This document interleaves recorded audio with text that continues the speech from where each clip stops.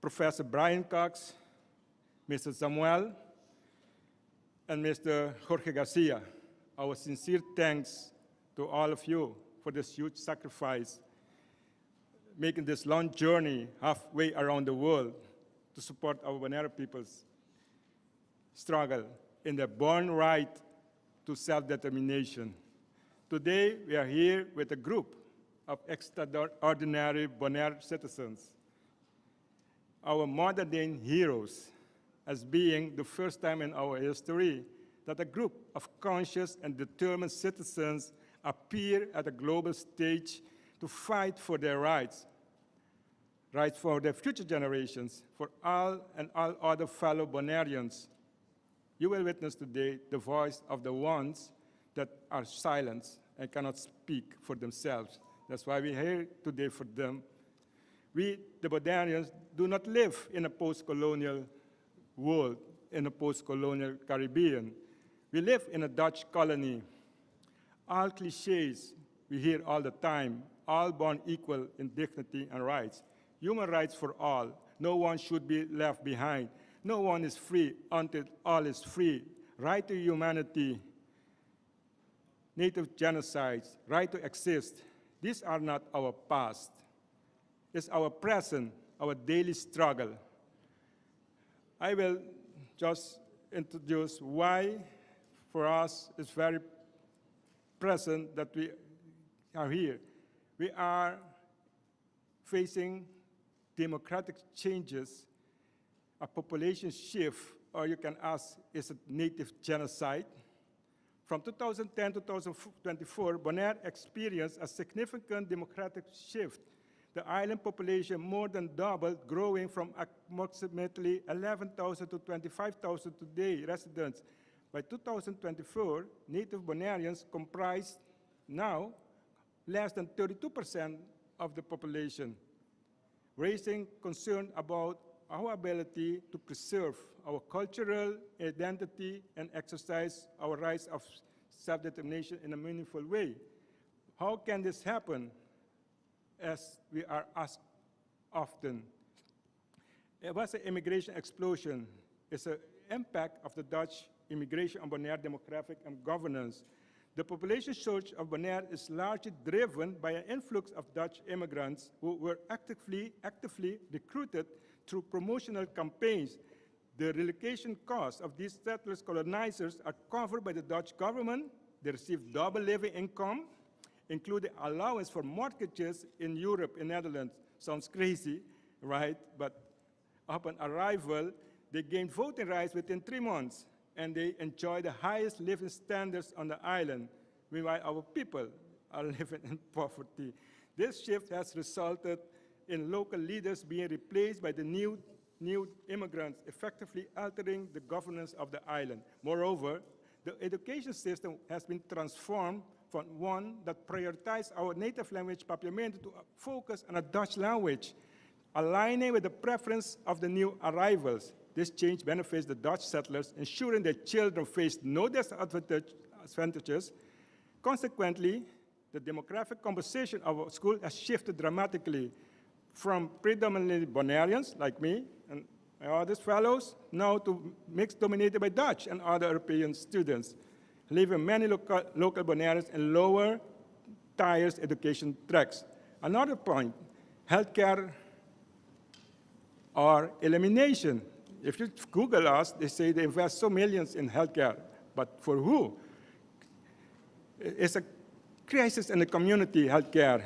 The healthcare system in Bonaire has undergone significant changes, impacting the local population detrimentally. Local doctors were replaced by temporarily medical staff from Holland, causing communication barriers for Papiamento-speaking patients, especially the elderly. Pharmacies were coerced into selling to Dutch-run hospitals, resulting in limited access to needed medication. The shift of these generic drugs led to many complications, as this medicine affected negatively our people, and they have to pay themselves now for most medicines, creating financial burdens. Our residents, where they tell us they take the receipt, but they don't go because they don't have money, so they don't take the drugs. So with some unable to afford these essential treatments. Additionally, the imposition of euthanasia laws for us, mostly Catholic Christian believer, that is murder, impose that law on us. We cannot vote against that law. We cannot impose it. And age-based treatment denials. After 70, by law, they have the right to deny our people medical treatment. This has sparked concerns among the community, leading to an increased mortality rates, especially among our elderly. Furthermore, the lack of emergency care facilities on the island has forced patients to be flown to Colombia. It's about 4 hours farther, 2 hours with everything. This delay has proven fatal in almost all cases of emergency. Another issue, inappropriate conceptive practices have caused unintended sterilization and material deaths, contributing to a drastic decline in birth rate. The absence of proper documentation regarding causes of death has obscured all natural death, they tell us, leaving families grieving over lost ones without any good closure to their recourses. Another type, massive exodus, a crisis impacting by taxes raised on our community. The unprecedented tax increase in taxes has raised the tax burden in our community to levels comparable to those in the Netherlands, Europe, despite incomes being less than half of theirs. The situation has pushed about 3/4 of our island population below the poverty line. For the first time in our history, proud Bonaireans have lost their dignity, lining up in 3 food banks that come with that emerged as a direct result of this crisis. They're lining up now to take food. Never in our life we did that as proud islanders. Many of them had to take 2 or 3 jobs to make ends meet, with some even resorted to desperate measures to feed their families.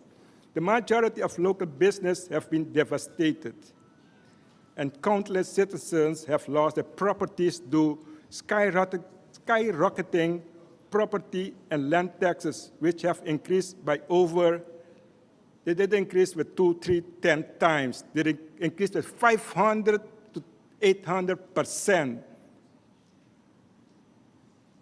In response to this humiliation, losing their homes, land, and livelihoods, many have chosen to immigrate en masse to the Netherlands to live on social welfare. I'm gonna start ending with an urgent call to action.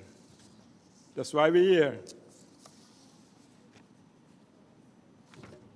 1 second. The eradication of our people. We, as our population, has dwindled to 32%, and then that all led to that we are become now a minority on our own island. And this was projected in 2017 when the first statistic came out, because everything was taken over by the Dutch administration. We didn't have statistics. But in 2017, when they published, after all those years, the statistics, then people realized what we were saying. We fell below 40% of the population, the natives. And with a prediction, by 2030, we will be less than 1/3. But end of last year, the statistics show that we are already 32%. So we are 7 years ahead of this gloomy prediction. So today we're here. We have no time to have a lot of conferences and discussions. This is an urgent call. It's not about politics anymore. This is a humanitarian crisis we're facing. And we hope that this message comes over today. And we brought some heroes, I said, from Hawaii Island to help us to plead to you, to plead in the world. We're being hidden, but if we stay hidden, we'll disappear. So thank you for the opportunity, Mr. Abbas, and the BIC, and the people of Shepton. Thank you.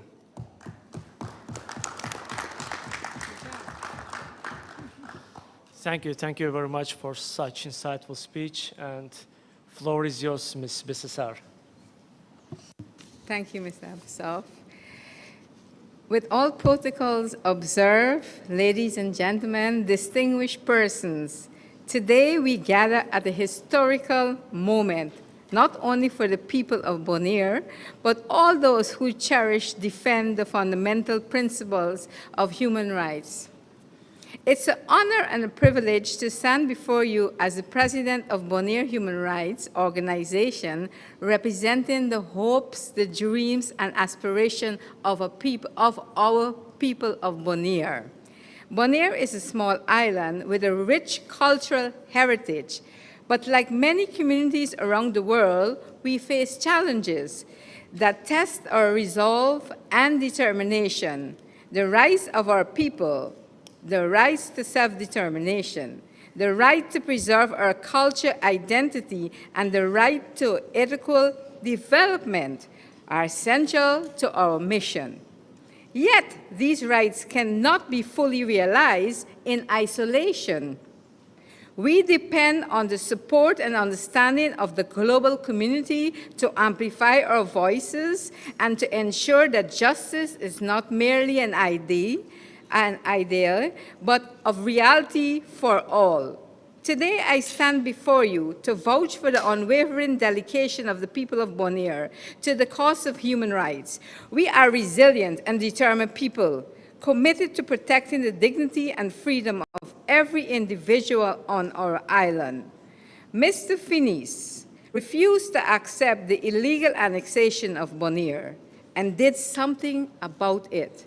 However, we cannot do this alone.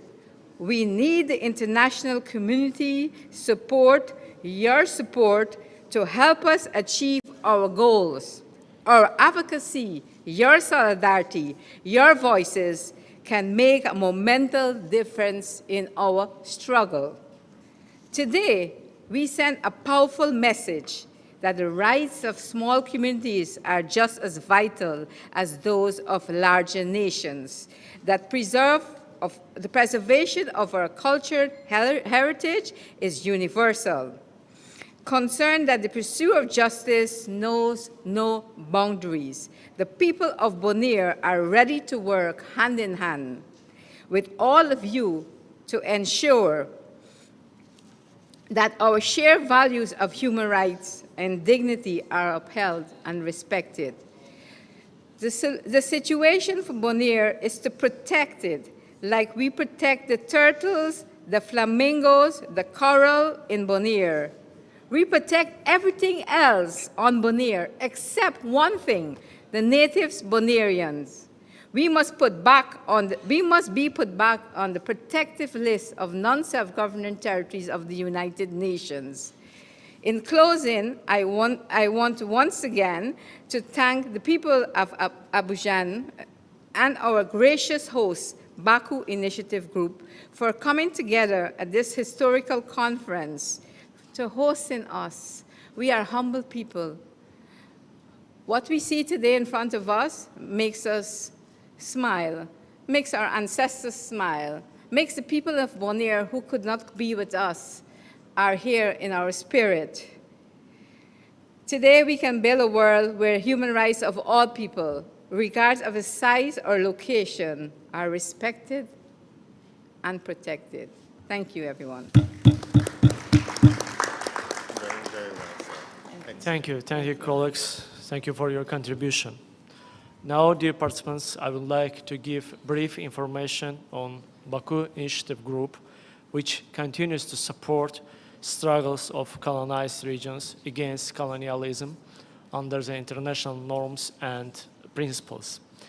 As well known, the Baku Initiative Group established in July 2023, and since the last year, we successfully conducted 14 international events where I discussed political, economic, and cultural consequences of the colonialism and violations of human rights in colonized regions.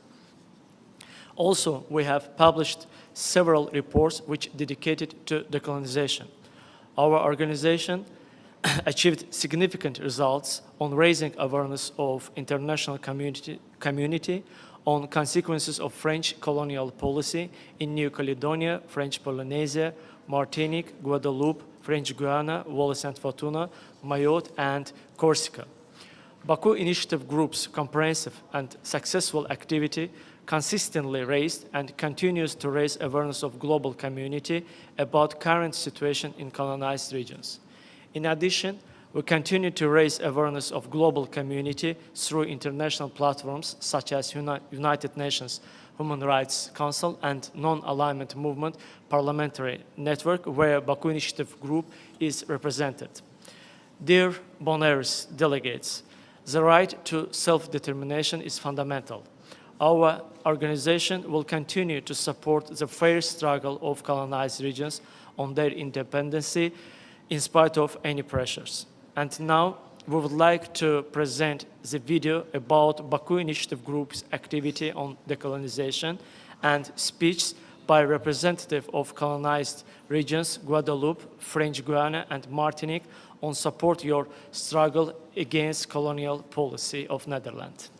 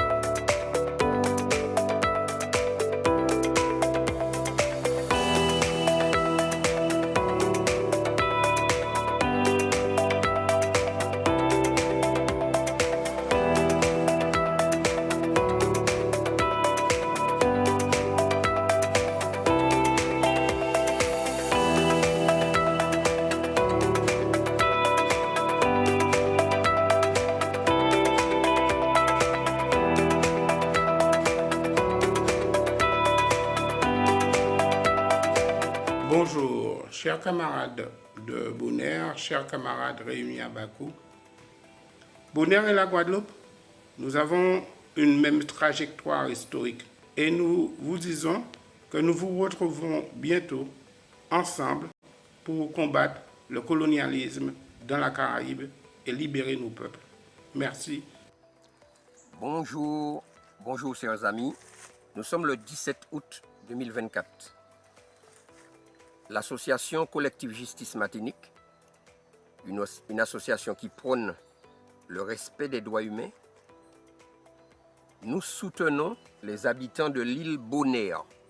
Dear James and Davika, today you are here in this conference in Baku.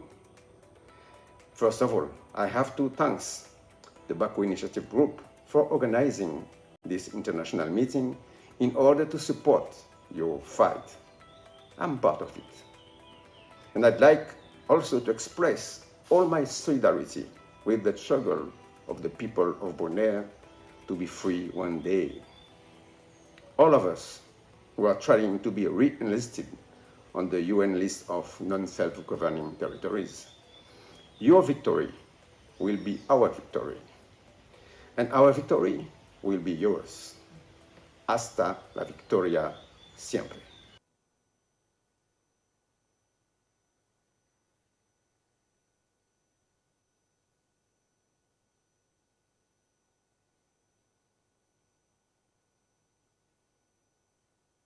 First part of our conference discussions, which will concentrate on fourth international decade for the eradication of colonialism, current situation and challenge. And it's a privilege for me to give the floor to co-founder of Movement for Change of Bonaire, Ms. Kyle Elizabeth Finis.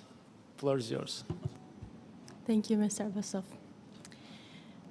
Dear distinguished delegates, all protocols observed.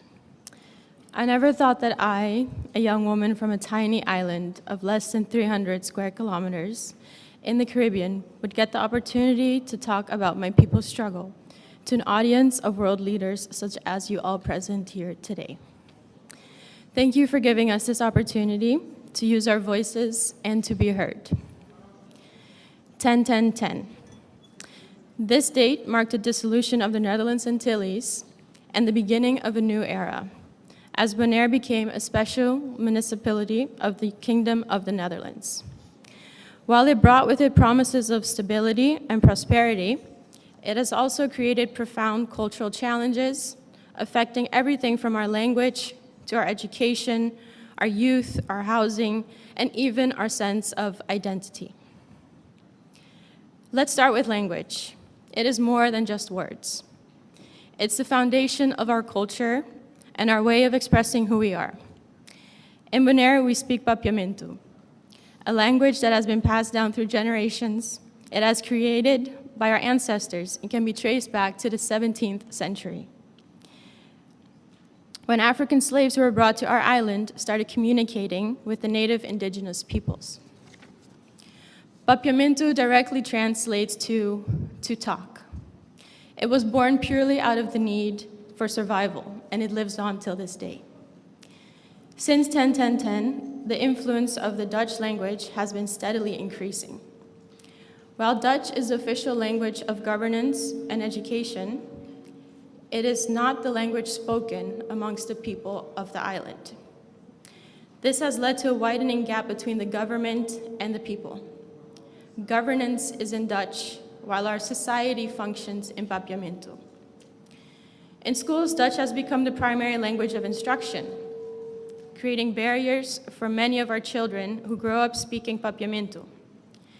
Imagine being a young child, filled with curiosity and the desire to learn, but being forced to do so in a language that feels foreign and disconnected from your everyday life. This creates an educational divide, leaving many of our youth struggling to keep up, feeling alienated within their own schooling. They feel stupid because they are not fluent in Dutch. Do you have any idea how exhausting it is to constantly have to translate who you are just so outsiders can understand you on your own island? The result? An educational system that intentionally disadvantages our children and threatens our culture. In this modern day, when everyone has a device in their hands, a shocking change and very clear attempt at erasing the Bonairean identity came from the use of emojis. There are flags from every country on your keyboard.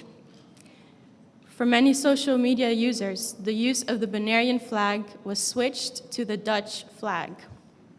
We were not able to post, comment, or use our own flag in the digital world.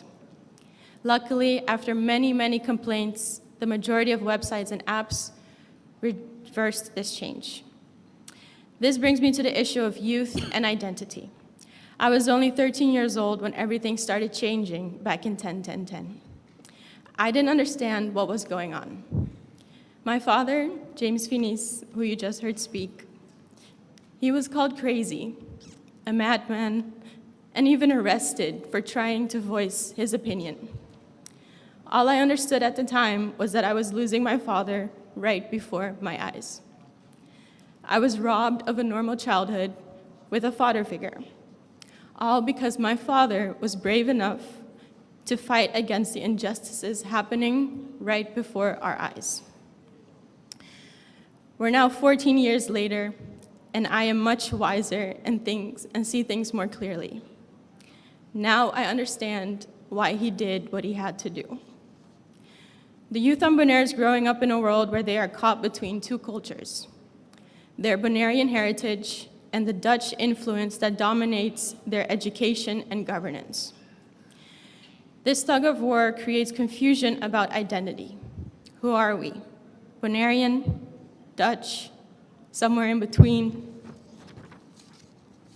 As someone with a Bonairean father and a Dutch mother, I know this struggle all too well. I studied communication, and I know how language can affect our sense of self-identity. I realize that when I speak Dutch, I am more serious, selfish, and closed off. When I speak Papiamentu, I am kinder, warmer, more open-hearted. That is what it means to be a Bonairean.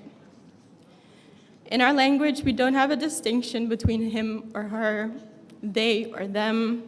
There is no real other.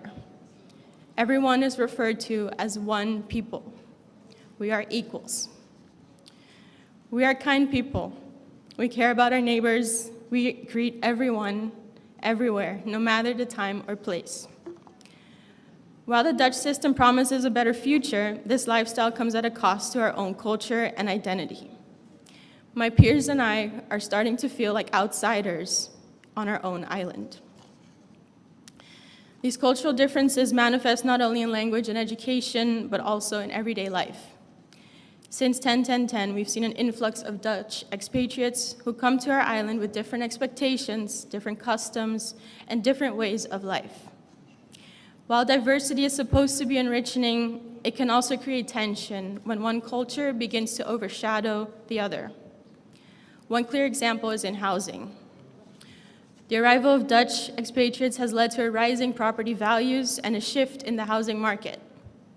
Many Bonaireans find themselves being pushed out of their own homes and communities, unable to afford decent housing as Dutch newcomers come to drive up the cost of living.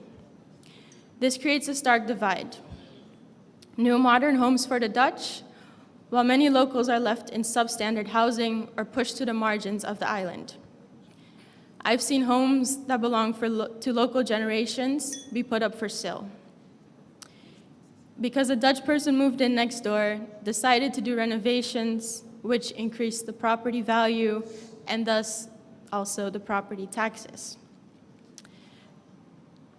This causes local families to not be able to afford their own home anymore because the property taxes are unpayable. What happens next? The local families are forced out of their home. They have to put it up for sale, and another Dutch family moves in. It's a cycle. The very idea of home is changing for Bonaireans, as the place we've known for generations becomes less and less accessible to us. I, for example, still live at home with my parents. I love them, but I would like a place of my own. I can't afford it, and I'm 27 years old. This brings us to the issue of property. Despite being part of the Kingdom of the Netherlands, many Bonaireans still live in poverty. The promise of 10-10-10 was to improve living standards and align Bonaire with the prosperity of European Netherlands. But the reality has been far from that. There's a strong desire for more local autonomy, for the ability to make decisions that are in the best interest of the Bonaire and its people, rather than being dictated by policies made far away in the Netherlands. The relationship between Bonaire and the Netherlands is complex.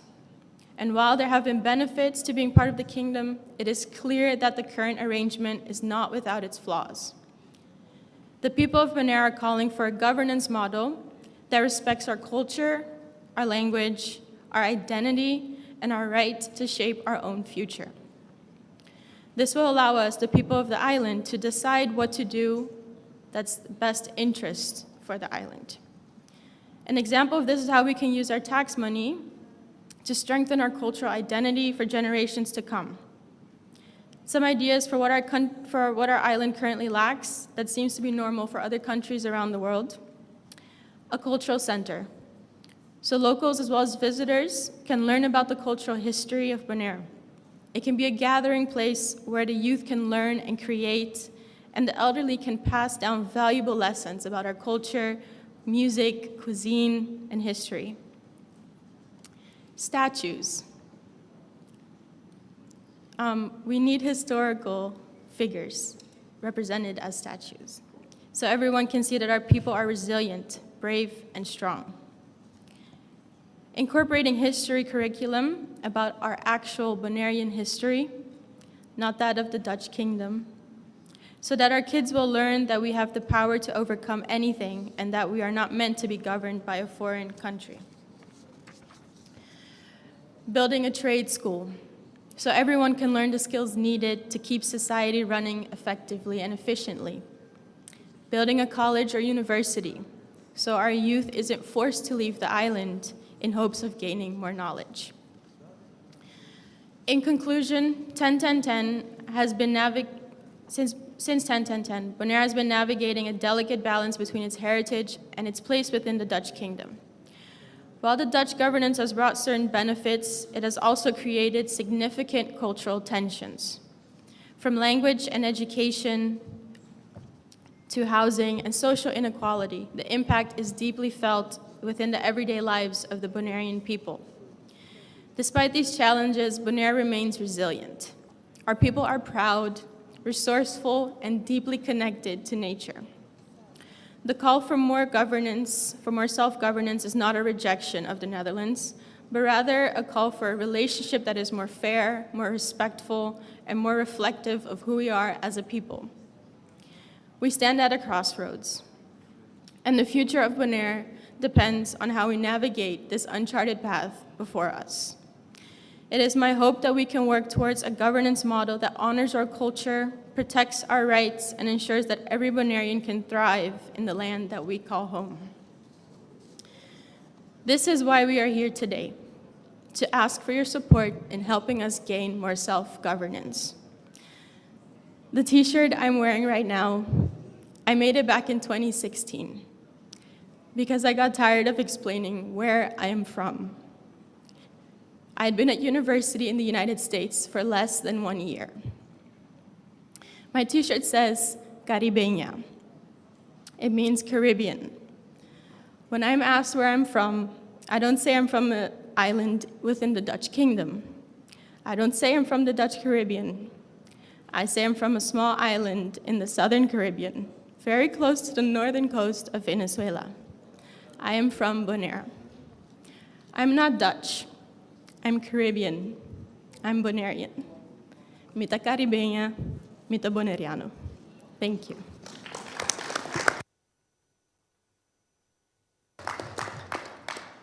Thank you very much, Kyle, for such insightful speech, insightful words. We discovered a lot of information about the reality in Bonaire. Thank you very much. Now, dear participants, I would like to give the floor to human rights activist, Mr. Philippe Santiago Milan. Please.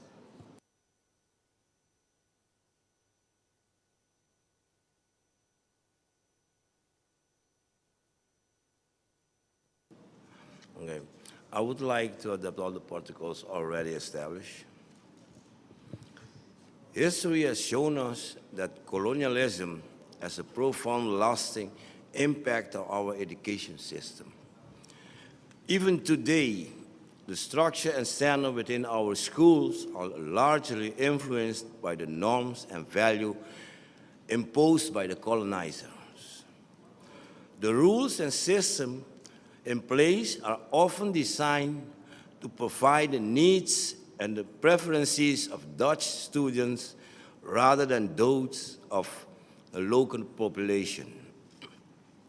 Another example of this is to hiring practices within our education system where the majority of jobs positions are targeted toward attracting Dutch educators.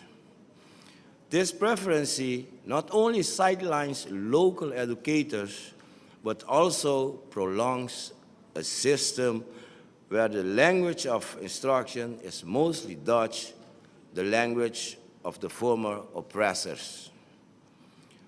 How was this executed in our island? The local director was replaced with a Dutch director, and 40 Papiamento-speaking educators were laid off, offered early leave, bullied, devaluated, and then replaced with arriving Dutch-speaking educators. I was one of those, one of the Papiamento-speaking teachers. This directly violates child's rights of education from educators from their community. Education in mother language is a human, a child's, and civil rights. The dominance of the Dutch language in our education system extends beyond simple communication. It is also a key determinant of a student's success. For example, a student intelligence and academic potential are often evaluated through the ability in Dutch. This prejudice was frankly demonstrated in a recent case involving a Bonairean student and a Dutch student. Both students achieved the same average grade of 7.5, a score that naturally qualified the student to move from MAVO, a junior general secondary education, to HAVO, a senior general secondary education, which is a higher educational level.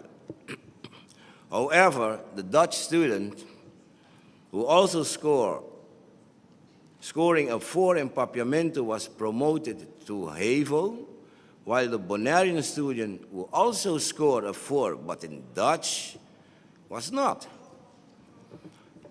This clear discrepancy highlights how the Dutch language is given far more weight and importance than our mother language, Papiamento.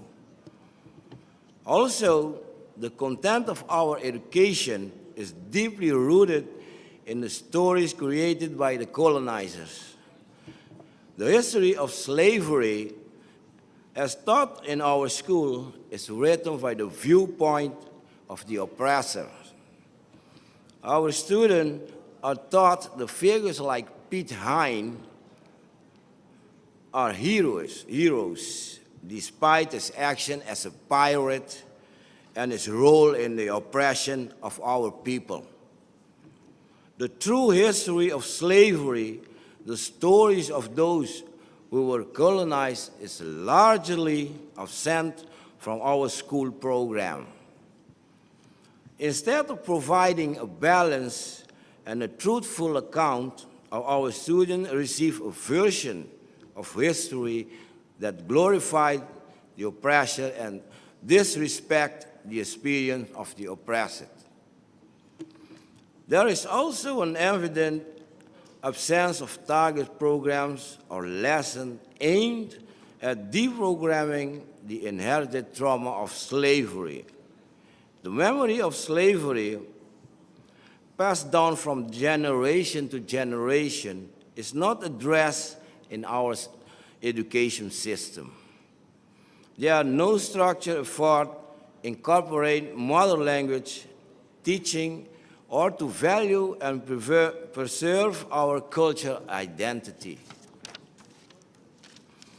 Papiamento, our mother language, is given little to no value within the education system. In fact, Papiamento lessons are often replaced by arithmetic and Dutch, despite research in the Netherlands showing that even the Dutch students struggle with both Dutch and arithmetic. The present education system seems to demand that our students conform to its not flexible standard rather than adapting to meet the needs and the realities of our students. This deliberate mistake has led to high dropout rates, as students who do not fit within the system are often pushed out than supported. The pressure to perform under these conditions takes a significant psychological toll on our students. We must navigate education system that doesn't reflect the culture, value, or language. Also, the norm and value inherited in our culture from often overshadowed and restricted by the Dutch educator who come to work in our school. Due to the cultural differences, these educators may not fully understand or respect our cultural practices, further isolating our students and undermining their educational experience. In conclusion, the impact of colonialism in our education system is profound and complex. To truly serve our students, we must critically examine and reform the structures, content, and practice within our schools. We must create an education system that values our mother language, respect our culture and heritage, and empower our students to success on the island. We must take this decisive action to ensure that Bonaire is placed on the list of non-self-governing territories. This designation will force the Netherlands to provide a regular report and development in our people in every aspect: cultural, educationally, politically, socially, and economically. By doing so, we can hold the Netherlands accountable for its obligation toward the progress and well-being of the Bonairean people, ensuring that our unique identity and needs are respected and nurtured on the international stage. Thank you for listening.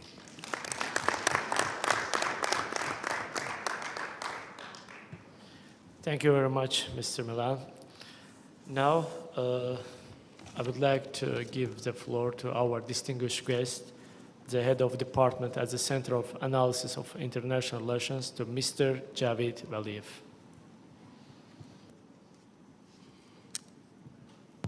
Thank you, Mr. Moderator. Dear colleagues, distinguished representatives of people of Bonaire, the issue we are discussing today is the self-determination right of people of Bonaire, which actually emerged in the due process stemming from the UN Charter, relevant UN resolutions, and decisions of the International Court of Justice after the Second World War. I would like to remind to our participants that the people of Bonaire declared their own will in 2015. As a result of referendum held in Bonaire in 2015, 65.55% of people declared that they were against the political status of the island.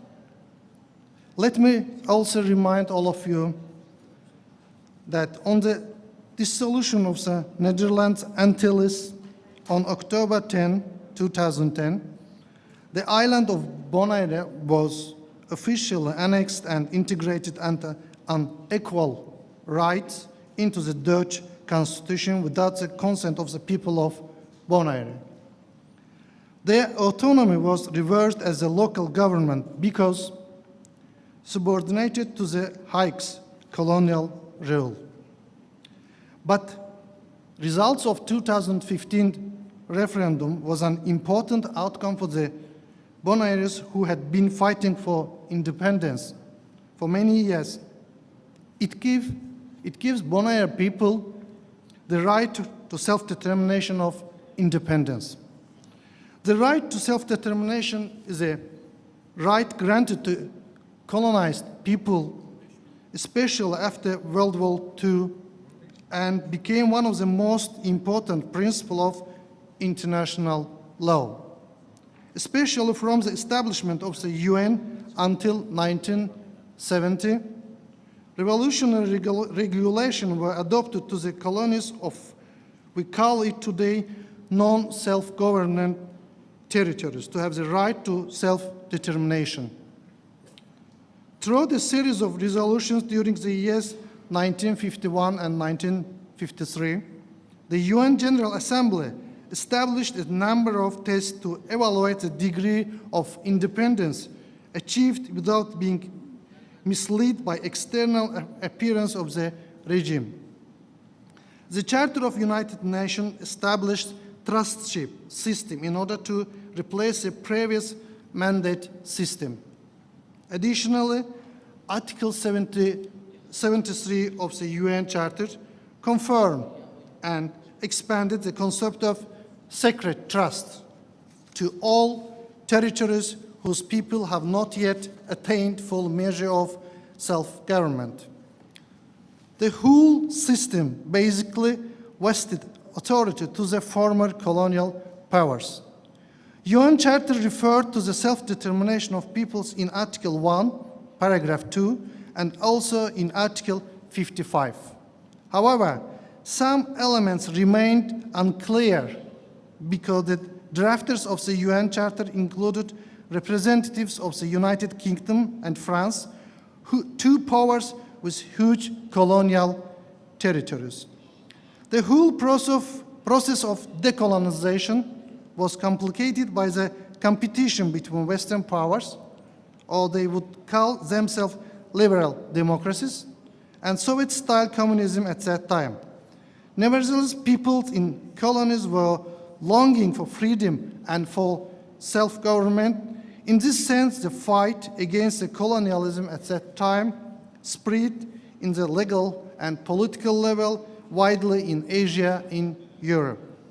The landmark of development in this regard happened with the adoption of UN General Assembly Resolution 1514, December 14, 1960. The resolution was entitled Declaration on the Granting of Independence to Colonial Countries and Peoples of 1960. Commonly, this declaration was known Declaration of Decolonization.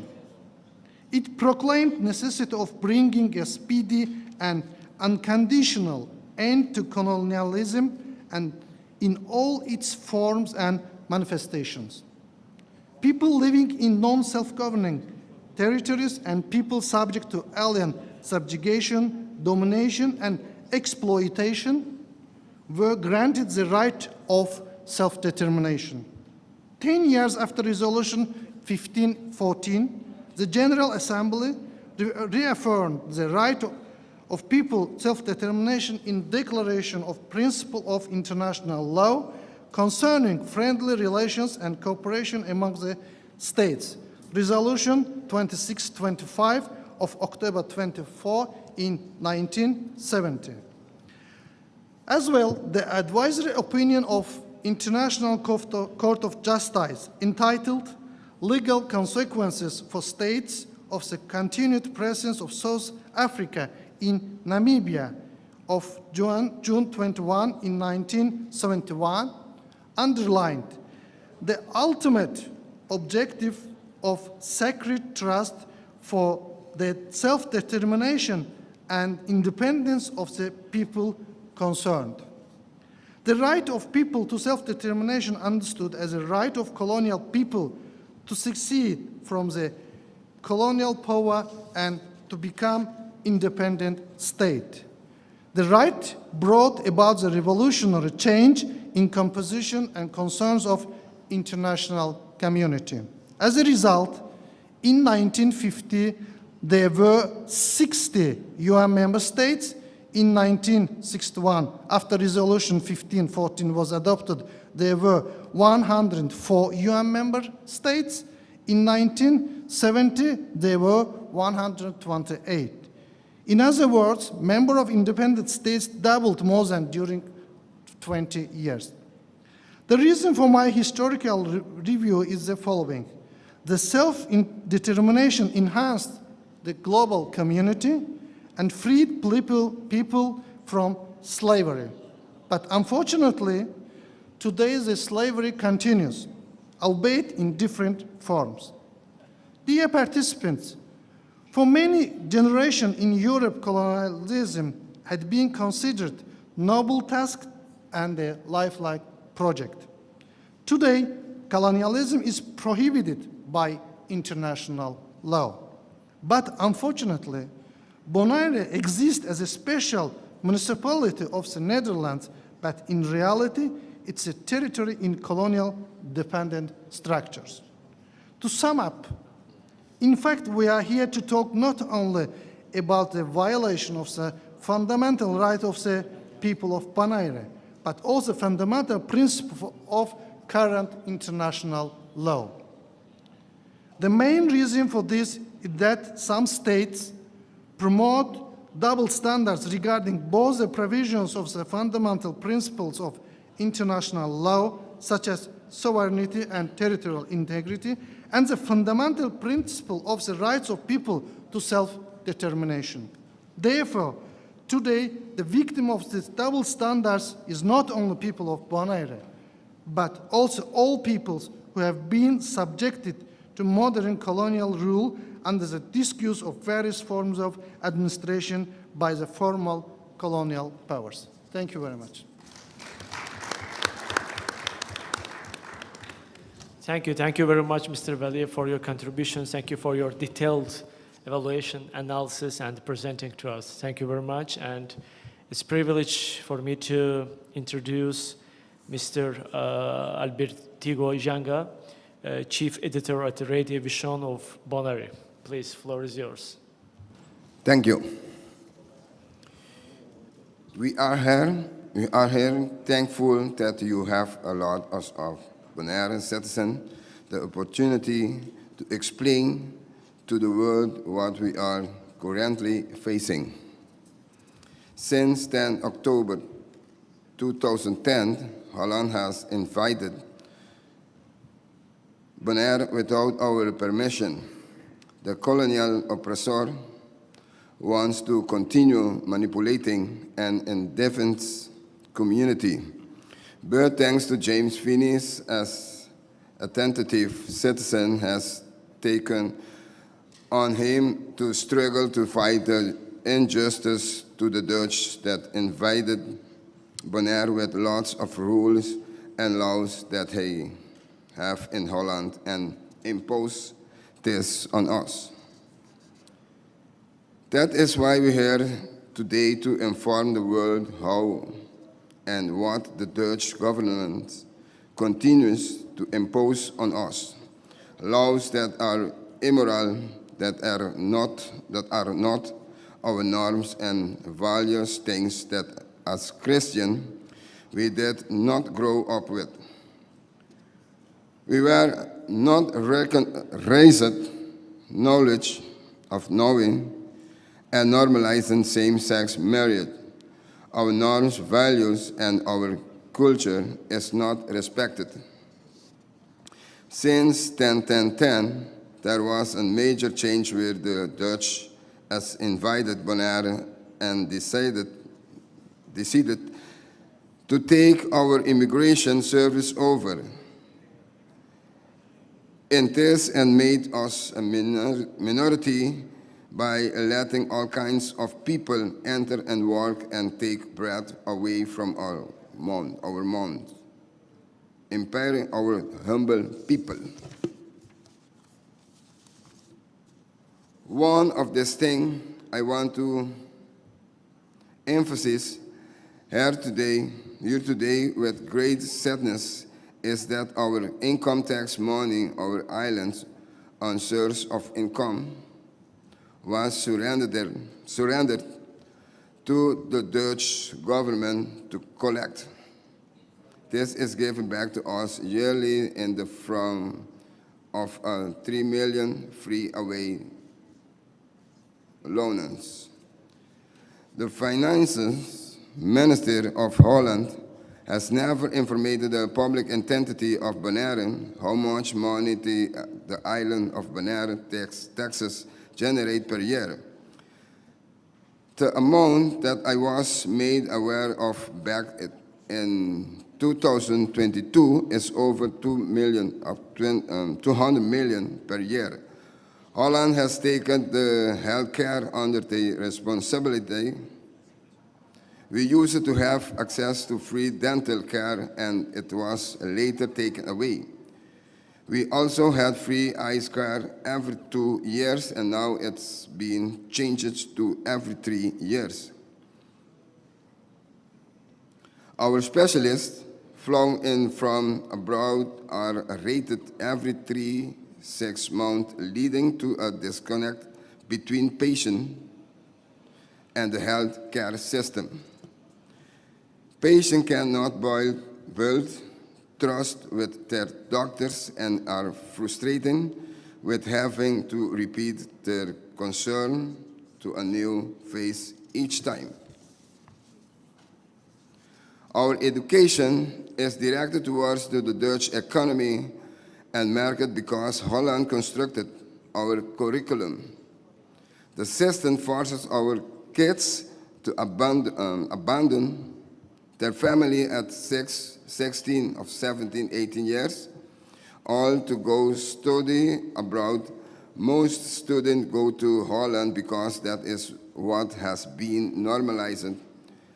After the study, they are offered jobs abroad to help Holland economy and not their own island. Even when the youth want to return to their homeland with higher education, like a master's study, they are denied and held back by Dutch oppressors. Since Bonaire has become an integral part of the Netherlands, without the people's consent, Bonaire has gotten worse for its own people. The system has brought segregation and apartheid among the people and poverty. All migrants are being treated with silk gloves, and the native are being treated poorly because of the lack of nation-building skills. When the Dutch arrived on Bonaire, everything changed and not in our favor.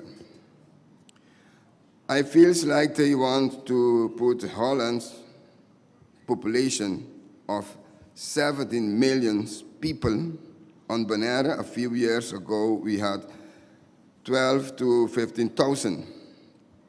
Now it's more than 25,000, with Bonaire native population down to 32%. We are minorities on our island. Dutch organizations such as Authority Consumers Mark, ACM, and Authority Financial Market, AFM, strangle the less resolveful when they cannot pay their electricity and water bill. They are disconnected, and to reconnect it, they have to pay 40 for the electricity and 40 for the water. Drinking water is essential human right. They have made our people beg for basic needs. The time has come to put Bonaire on the list on self-government's island so we can be protected under the United Nations law.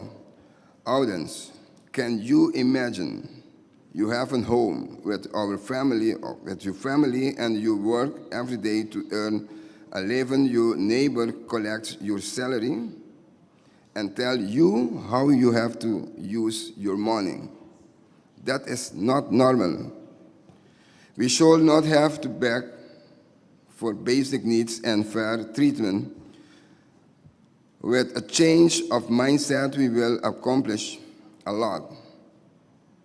With your support, we will achieve our objective to hold Holland accountable for promise made 14 years ago to protect our human rights and guide us to a better future for all Bonaireans. Thank you. Viva Bonaire! Thank you very much for your speech, Mr. Janga. And now, I would like to give the floor Mr. Shahrzai Theodora, young political leader of the Progressive People's Union of Bonaire. Please. Thank you. Hello, everyone. My name is Shahrzai Theodora, and I'm 29 years old. I live on the beautiful island of Bonaire. I was invited here today as a voice of the youth to speak on behalf of my country, youth leader of Pueblo Progresivo Unión.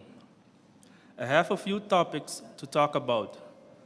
1, the history of my country. 2, the Dutch system school.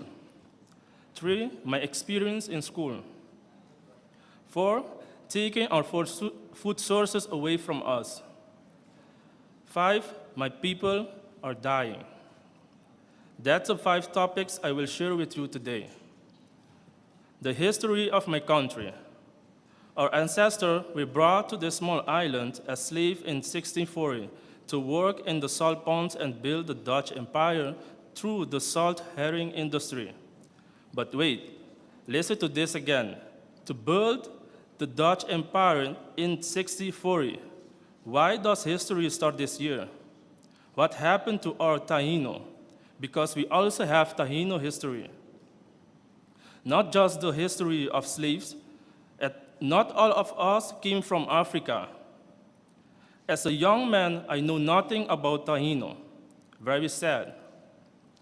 They teach us more about slaves to let it look like Bonaire is not from us. But it is. We have so many signs of painting in the cave of Bonaire of Taino. There are so many lies in our history that I'm not even sure if 1640 is the real year of slave.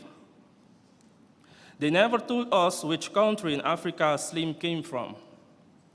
I think I discovered this for myself this year about Cabo Verde.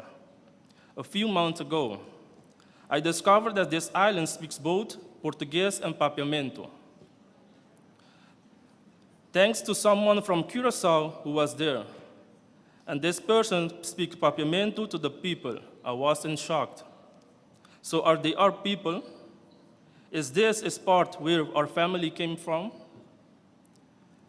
The Dutch system school. In my country, schools are used to brainwash our people, teaching them to be workers but not owners of company. They give us tests, but it's about Holland culture. Not about our,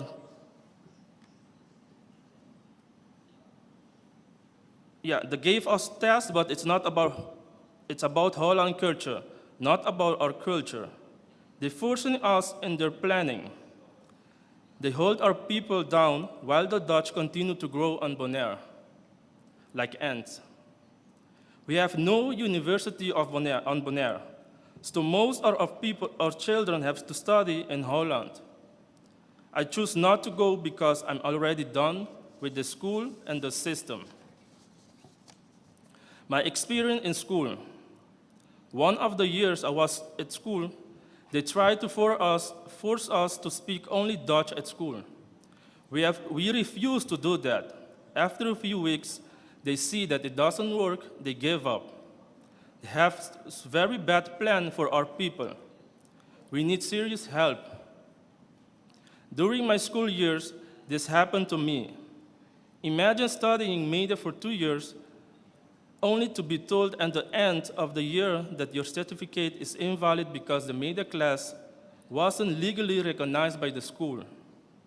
This happened to both the media class and the healthcare classes.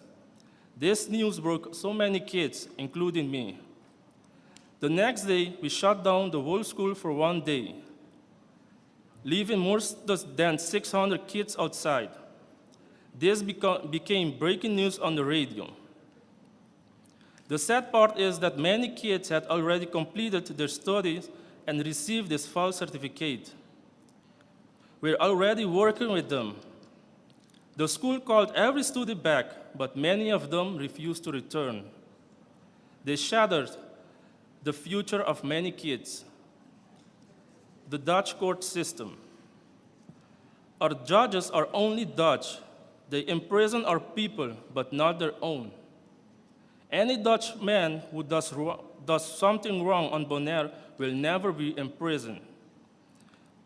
A young man hit a Dutch guy on his bike because the young man was drunk, and the victim passed away. The Dutch locked up this young man for months. Now, the same judge was in Curaçao for another case, because in Curaçao, a Dutch man hit 2 dark people with a car and they passed away. The same judge who locked up this young man released the Dutch man. So the Dutch guy killed 2 dark people and go free. This went viral on the ABC Island. If I did that, I was locked up for years. Our people have no rights on Bonaire. We are treated as if we are nothing on our own island. Our prison is too big for our population. And this is the sad part. They built a statue of a black mother with her son in front of this prison. For me, this meaning of this statue is a place for black people. Taking our food sources away from us. On Bonaire, goat is one of our food sources. In 2020, I was locked up because my friends and I catch some goats. They claimed that the government owned the goats on Bonaire. When my case went to court, I told my lawyer that this is an old law. The lawyer said that if the government owns all goats in the forest, it should be responsible for all damage to people's car. A few months later in court, they said that the government is no longer the owner of the goats. Now, everyone can catch goats, except those marked as belonging to an owner. Later, on a radio station with James Finis, I realized that my case helped bring about change for us. But that wasn't the ending. Now they are killing the goats because goats supposedly don't let the forest grow. What do you want us to eat when they're gone? Plastic food? Junk food? They use guns to take down the goats and let them die in the forest. What's wrong with Dutch people? Not all, but you know what I mean. If fish lived on the land, they would be killed too, because there are currently so many species of fish that prohibit eating them. So let our people die. So you let our people die so you could make money? Do you want to see Bonaire in 4th place as best diving spot and beautiful island? But what do you mean? Did you came on Bonaire and find it with many trash on the street? No, because it's already clean and beautiful. We keep our island clean. They just want us to leave our island. They just want to see more Dutch and less Bonairean. My people are dying. Our medical center is full of Dutch. After 10-10-10, many Bonaireans were removed from their work. We have been under Dutch rule for 14 years, supposedly legally. We didn't choose this. They forced our government to sign the letter. Why more Bonaireans dying and less Dutch? Why have so many Bonaireans losing their feet? Meanwhile, the Dutch continue to grow on Bonaire. We are only 33% Bonairean on Bonaire. The rest are outsiders. Was this a trap? At this time, all employees at our medical center of Bonaire required to speak Dutch at work. They cannot speak Papiamento, English, or Spanish. They are supposed to learn a language. They are on my land, or our land. What a disrespectful situation. This is what makes us angry to the Dutch. Hope this can stop soon, because I'm tired of seeing my people suffer and pretending to understand the system. But that is not the case. Many of them remain silent in the brainwashing system. As a youth leader of the Pueblo Progresivo Unión, please help us. Thank you. Thank you, Mr. Theodore. Thank you for your supporting the voice of Bonaire youth and the people of Bonaire. And our next speaker is Mrs. Rutsana Holder, the Vice President of the African Caribbean Association. Thank you. Distinguished delegates, I would like to adapt all protocols already established. I stand before you today to draw your attention to an urgent and pressing issue that strikes my heart as a young professional of Bonaire. This small and beautiful island in the Caribbean is a place I am proud to call home. As we gather here today, committed to upholding human rights, especially the youths, it is imperative that we as young professionals get the opportunities that we deserve on our home country, Bonaire. We confront many difficulties when applying to jobs on Bonaire. To start, we have to study abroad to earn a bachelor's and master's degree. When we return, our diplomas are not being recognized. We are being told that we lack work experience in our field and are not given a trial period to demonstrate our skills.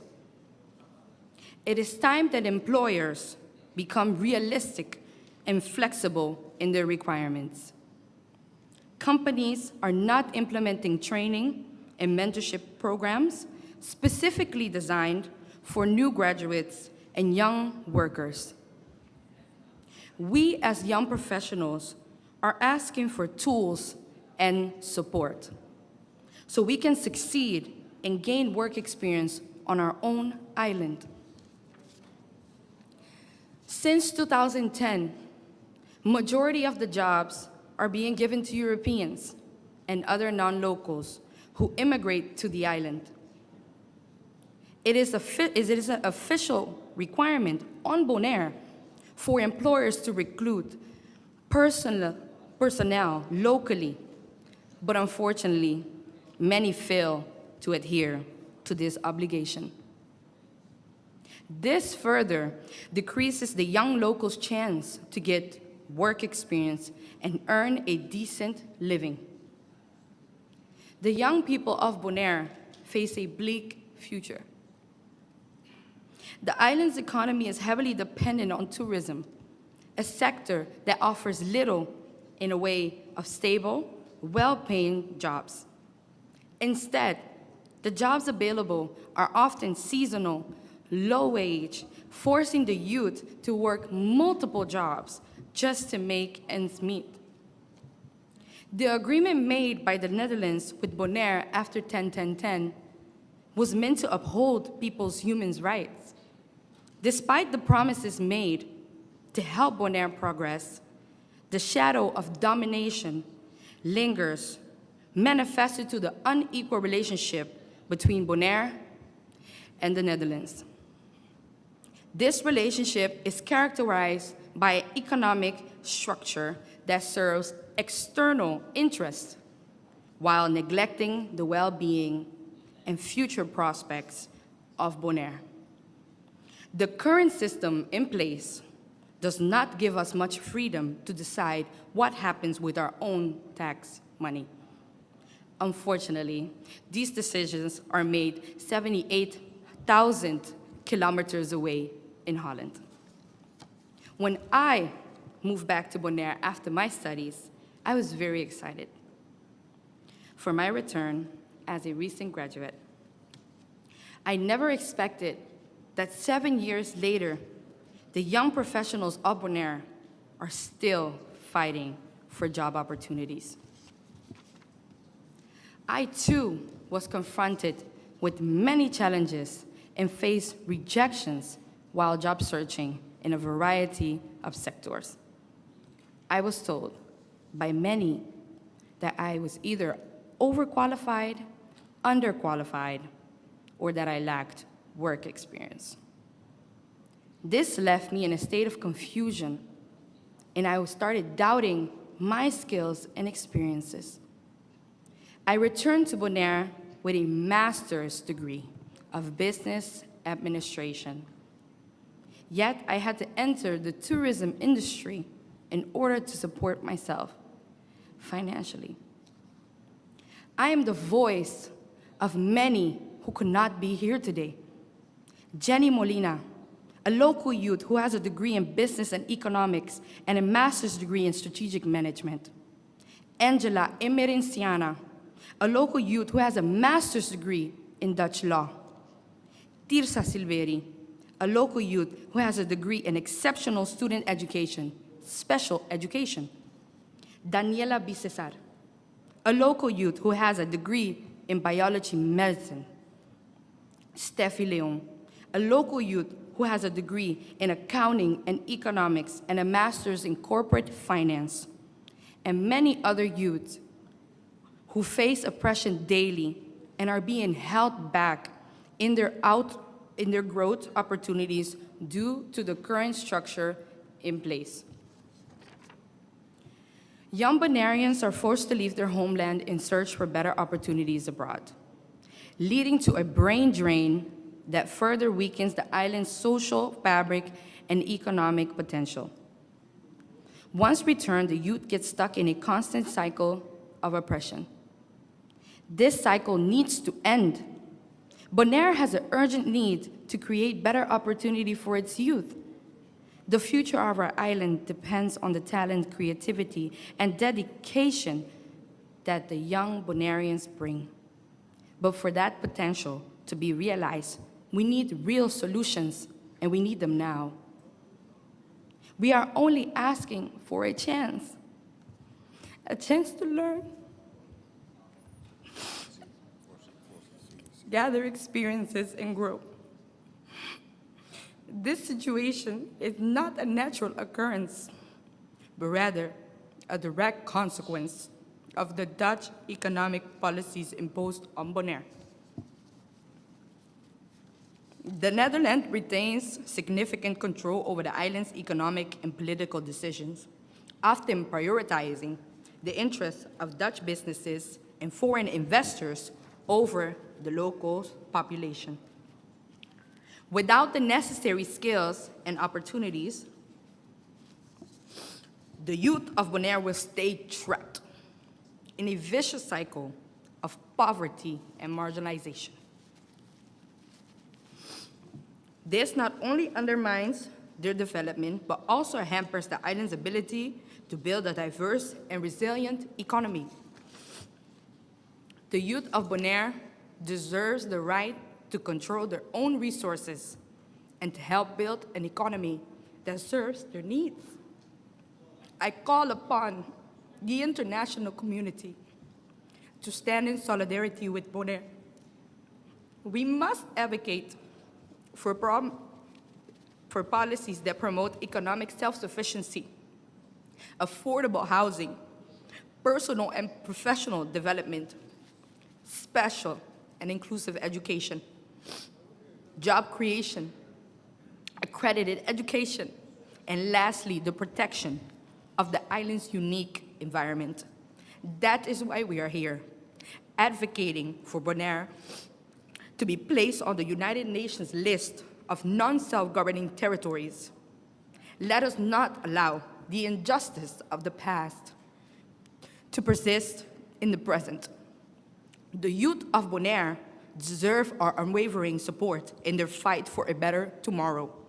On behalf of the youth of Bonaire, I would like to say thank you.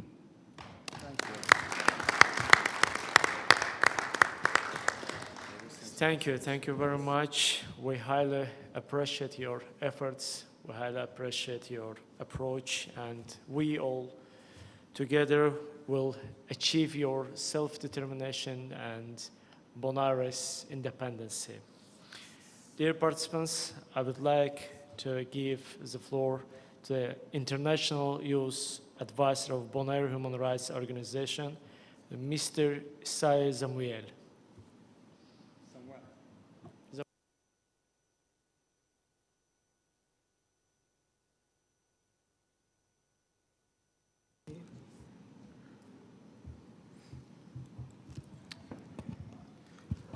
Sorry, I hadn't prepared to speak at this point, so please excuse me. All protocols established and observed. Excellencies, honorable members of Parliament, colleagues, associates. First of all, thank you. Thank you for extending the invitation to me to participate in the thematic conference, Bonaire's Pathway from Baku through the United Nations General Assembly to Self-Determination. For those of you to whom I have not yet properly introduced myself, my name is Matai Samuel, and I hail from the Republic of Suriname. I hear you thinking, so why is the Surinamese pleading the case of Bonaire?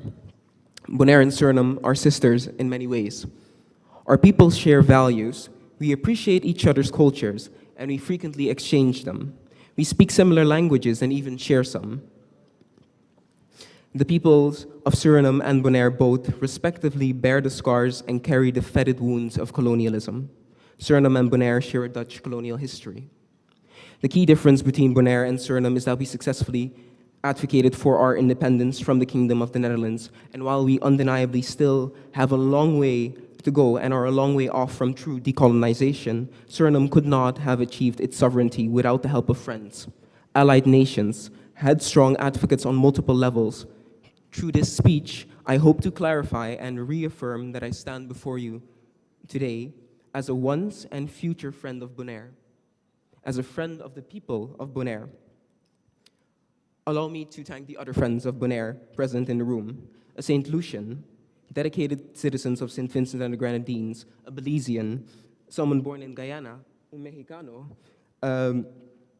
children and grandchildren of Macambas, Hindepretu, and much in between and beyond, the people of the Republic of Azerbaijan, all in one room with a shared purpose, the shared commitment to Bonaire's journey to re-achieving self-determination. As many of the previous speakers have eloquently put it over the last few days, and as I share the sentiment, oppressed people recognize oppressed people and the struggle they endure. Our gracious host, the Baku Initiative Group, and you, the citizens of Azerbaijan, shared Azerbaijan's own history, which at times has also been void of self-determination. The people of Bonaire receive significantly less social support than their European counterparts, with the cost of living on Bonaire surpassing that of the Netherlands, leaving Bonaireans with far less disposable income. As repeatedly mentioned, Dutch dominance in access to resources, facilities, and opportunities is more than evident and steadily growing, echoing historical injustices. The history of Bonaire does not start with European presence on the island. As has been mentioned, Bonaire is known for its indigenous community, a community where people have attempted to eradicate it. Still, the indigenous people of Bonaire endure. The unequal access to resources is exemplified by the housing market on the island. Since 2010, when Bonaire became a municipality, a special municipality within the Kingdom of the Netherlands, wealthy Dutch people have found it easier to relocate to the island, driving up housing prices significantly. The high prices of food are largely due to the island's heavy reliance on imported goods, predominantly from the Netherlands. While tourists and affluent immigrants can afford these prices, local residents face financial strain. They are priced out of these essential resources, perpetuating disparities and inequalities. The consequences of the unequal access to the resources are evident, with residents, news platforms, and government organizations regularly reporting on them.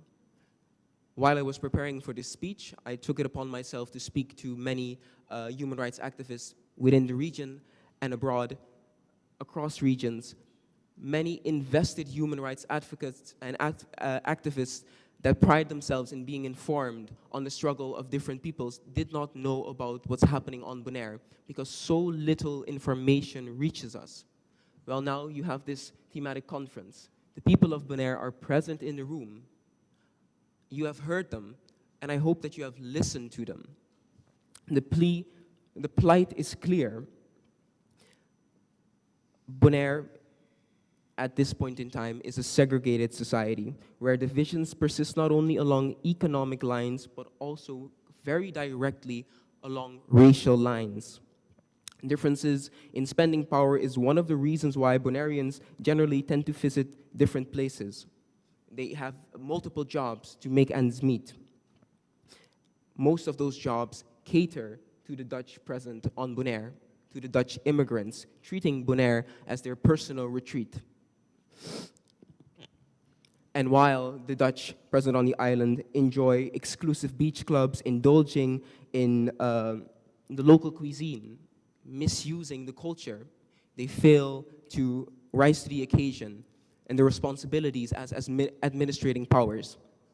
As clearly mentioned by the United Nations, the Kingdom of the Netherlands has the responsibility of facilitating Bonaire in achieving self-determination. It's clear that the Kingdom of the Netherlands has done the opposite. Bonaire already had self-determination, and they retreated from that. We have taken many steps backward, and it's taking effort, it's taking time, energy, and resources to re-achieve that level of self-determination. But don't take it from me. Who am I? Take it from the thousands of Bonairean youths living this reality every day. We've mentioned the right to self-determination, but I would like you to understand that self-determination does not exist in isolation. It exists in relation to many different human rights and also children's rights. The right to education has been mentioned. The right to language, the right to culture. Language is more than just words, as Ms. Finney's mentioned. It's the way of expressing your feelings, your thoughts. It's about relating to your peers. While Papiamento is not classified as an endangered language, it is very vulnerable. It is not protected at this point in time. It is not adequately being explored and being provided and being taught as it should. It's a beautiful language. I have been enjoying listening to the delegation speaking Papiamento, the melodicness of the language. And I would like to see it protected as many of the parts of the Bonairean culture.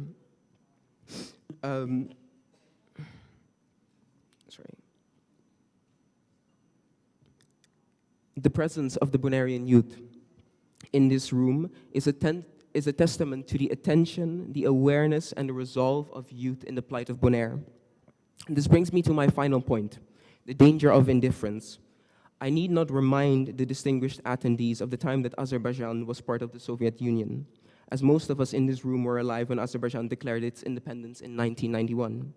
I need not remind you of the atrocities that have taken place as the international community looked on, as you lived these experiences. After the escalation of human rights violations, we tend to exclaim that we now know better, that in retrospect we should have seen it coming. Well, now, as the atrocities are taking place on Bonaire, I ask for your attention, your continued attention. The support of the Baku Initiative Group and the people of Azerbaijan to Bonaire's plight has already proven to be a frontier containing many new avenues for advocating for the human rights acknowledgement of the people of Bonaire. Human rights are not courtesies, nor bargaining chips, nor rewards for cooperation and subordination. The word sacrifice has been mentioned by Mr. Finney's. The members of this delegation risk excommunication. Some of us have survived multiple assassination attempts. I firmly believe that this delegation of Bonaire and its allies does not take the sacrifice of the safety and security of its members lightly. And yet the sacrifice is self-evident. It's only natural because we understand the weight, the gravity, and the momentousness of this occasion, of this conference. I want to end by saying thank you, Masha Danki, muchas gracias, Chok Sagol, Grantangi, for your support.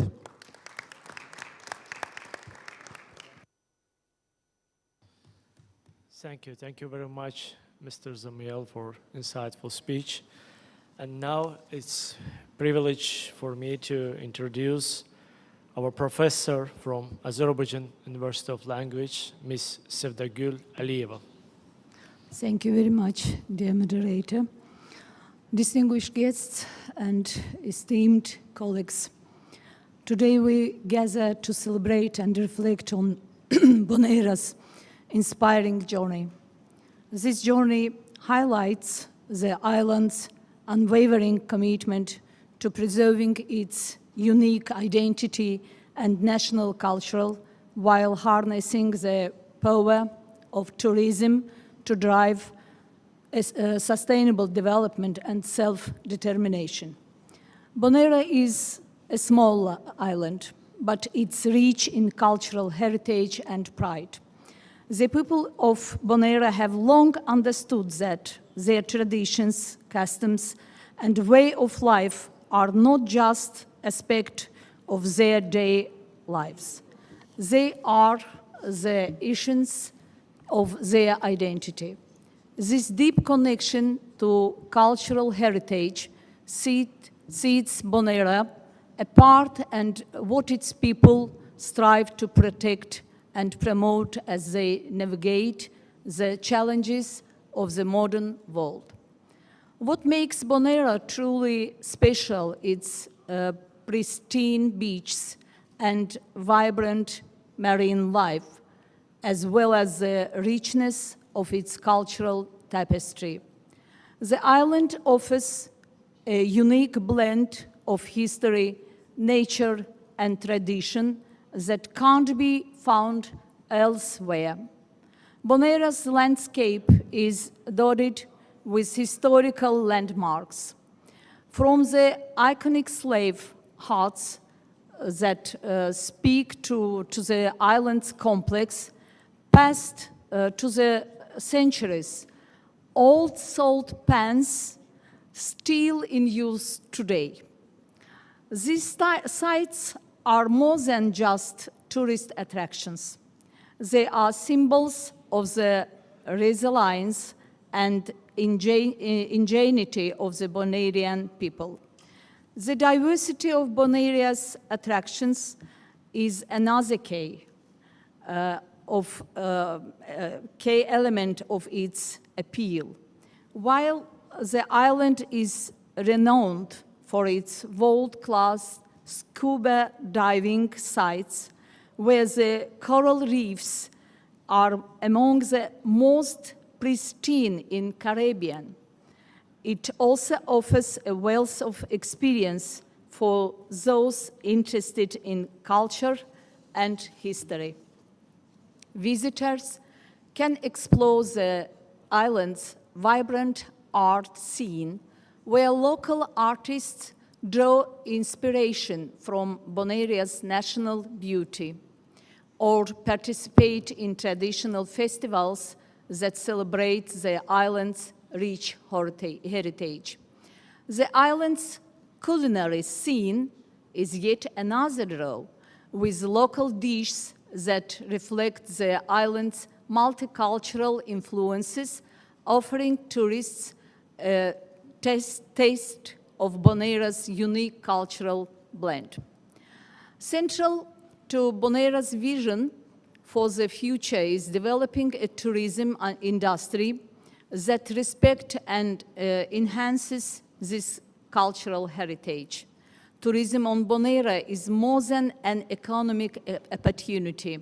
It's a means of sharing the island's rich cultural tapestry with the world. Visitors to Bonaire aren't just tourists, they are guests who are welcomed into a community that takes immense pride in its history, traditions, and natural beauty. The island's approach to tourism is one of the sustainability and respect. Bonaire is committed to ensuring that tourism growth doesn't come at the expense of its environment or cultural identity. Instead, tourism is seen as a way to preserve and showcase what makes Bonaire unique. Through carefully managed tourism initiatives, Bonaire can protect its pristine beaches, vibrant marine life, and rich cultural heritage while providing economic opportunities for its people. The preservation of Bonaire's national culture is closely tied to its efforts towards self-determination. As the island moves forward, it does so with a clear understanding that its future success depends on maintaining a strong sense of identity. This includes ensuring that the younger generations continue to learn and value the traditions and customs that have shaped Bonaire's history. The island's culture, a fusion of African, European, and indigenous influences, is a powerful draw for tourists seeking an authentic and enriching experiences. Whether through the vibrant music, traditional dances, or the warm hospitality of its people, Bonaire's culture offers a unique experience that captivates all who visit. Through the Baku Initiative Group, Azerbaijan has been a crucial ally in supporting Bonaire's aspirations. By providing platforms for dialogue and advocacy, Azerbaijan has helped to elevate the importance of cultural preservation and self-determination on the global stage. This partnership is a testament to the shared cultural pride and resilience values that unite our communities.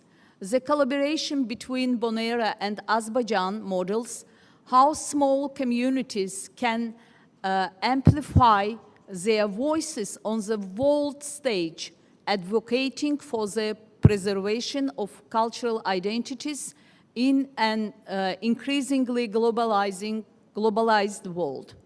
In conclusion, Bonaire's path to self-determination is a powerful example of how a community can preserve its identity and culture while embracing the opportunities of the modern world. By focusing on sustainable tourism, Bonaire ensures that its cultural heritage remains vibrant and its economy robust. This journey is one of pride, resilience, and a deep commitment to the values and values that define Bonaire as a unique and thriving island community. As we continue to support Bonaire on this path, let's celebrate the success of preserving cultural identity and national pride, ensuring that these treasures are passed down to future generations while fostering a sustainable and prosperous future for all. Thank you. Thank you very much for your speech, Professor. And next speaker is Chief Lecturer of Azerbaijan University of Language, Ms. Nigar Dunyamali. Thank you. What is the one thing that we all have in common? It is food. We need it. And it brings us together. But right now, accessing cheap and nutritious food is becoming more and more difficult around the world. We found ourselves living in a global food crisis. 345 million people today are suffering from hunger at a crisis level. The pandemic economic results play a huge part in hunger rising an usual level. In 2019, there were 135 million hungry people in the world, but in 2022, there were 345 million hungry people. 149 children were stunted in 2020. But why is the world hungrier than ever? Conflict is still the biggest driver of hunger, with 70% of world's hungry people living in areas afflicted by war and violence. Events in countries such as Palestine and Ukraine are further proof of how conflict feeds hunger, forcing people out of their homes, wiping out their sources of income, and breaking countries' economies. The climate crisis is one of the leading causes of the steep rise in global hunger. Climate shocks destroy lives, crops, and livelihoods, and undermine people's ability to feed themselves. Hunger will spiral out of control if the world fails to take immediate climate action. Global fertilizer prices have climbed even faster than food prices. High fertilizer prices could turn the current food affordability crisis into a food availability crisis. Many food crises involve multiple overlapping issues driving hunger that are building year on a year. The interplay between conflict, economic shocks, and the impact of the climate crisis is vital to understanding the scale of the challenge. The global community must not fail on its promise to end hunger and malnutrition by 2013. COVID was the big problem for hunger. Countries have exhausted their budgets, and they would normally try to intervene in a crisis like this. And COVID has caused unemployment, and it has pushed millions of people into extreme poverty. The Caribbean region, already hit by the COVID pandemic and struggling with the impact of the climate crisis, now faces another serious problem, a food crisis. Food prices around the world, including in the Caribbean, skyrocketed this year after the conflict in Ukraine broke out. Food crises are bad for everyone, but even more so for the poorest. The first thing families with low income do during the food crisis is switch to cheaper food that fills the stomach but is usually less nutritious. And when nutritional needs are not met, people have lower productivity, and inadequate nutrition has a reversible effect on a child's physical and mental development. In prevalence of overweight and obesity in children in Bonaire is high. Prevention of overweight should focus on stimulating healthy eating habits and more physical activity. Okay, to put it really simply, all of these terrible things are swirling to create this perfect storm. It is a storm that's pushing the globe towards mass hunger. For those of us who are lucky enough to live in rich countries, this affects our cost of living, but for the most at risk, like children and families that live in low-income countries. This will create scenarios of life or death. There is lots and lots of ways we can help to many to live here, but fixing the problem, it actually starts with not being silent about the problem. I know the last few years have been tiring, but we cannot let the globe be pushed to mass hunger. We have to work together and we have to fight back. Thank you for attention. Thank you for your speech. And dear participants, I think that we need a coffee break. We will have coffee break for next 15 minutes, please.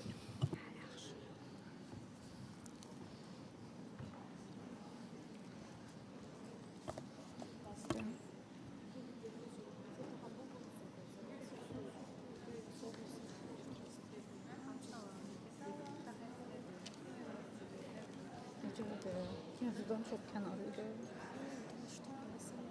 Kimler gezirken? Nereye hareket edirik?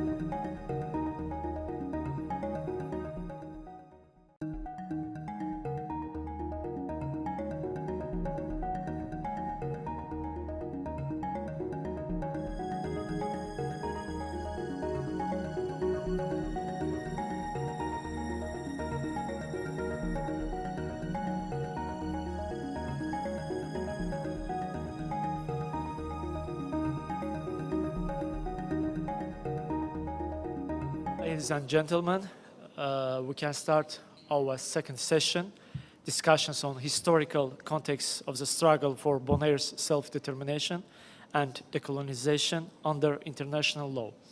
And dear participants, please welcome our distinguished delegate, Honorable Ambassador Dr. June Soomer, the chair of the Parliament Forum on People of African Descent. The floor is yours, Ms. Soomer. Thank you very much. I would ask Mr. Abbasov to allow me to adopt the protocol that has already been established and to say that I am June Soomer. I am currently serving as a member and the chair of the Permanent Forum on People of African Descent. And one of our main objectives is to contribute to the full political, economic, and social inclusion of people of African descent in societies in which they live as equal citizens without discrimination of any kind, and contribute to ensuring equal enjoyment of all human rights.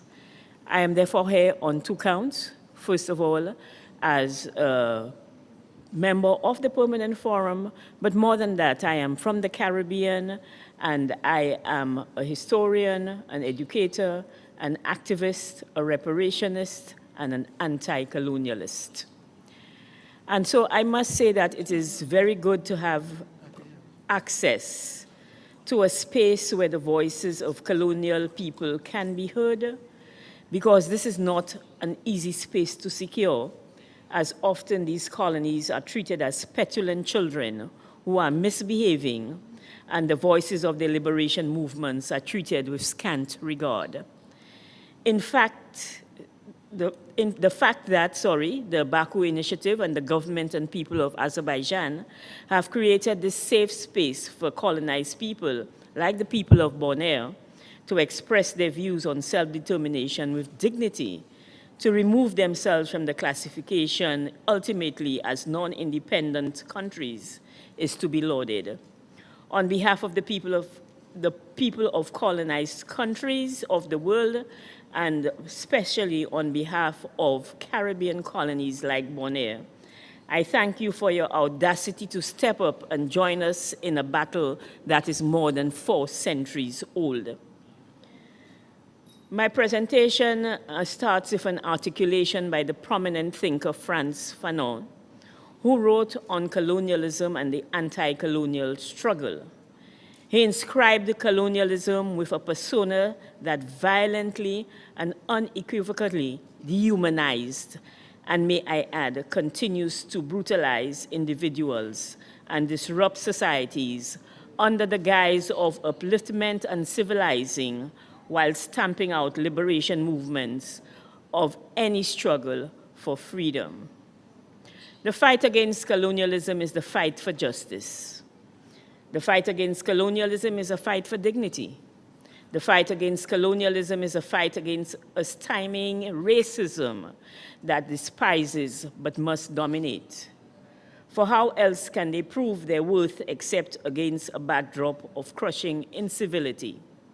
The fight against colonialism is a fight for reclaiming identity and a fight for all of our humanity.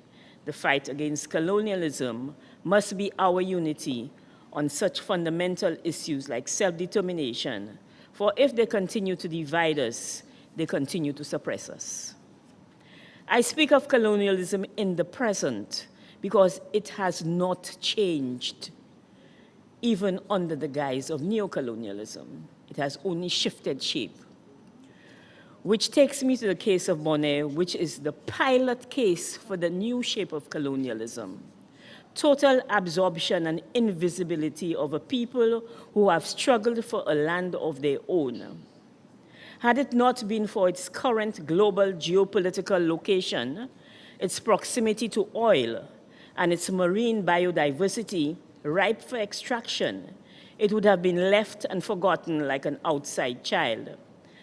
But the sordid sanitization, coordinated globally, of the history of colonization has seen a resurgence of a longing for the days of empire.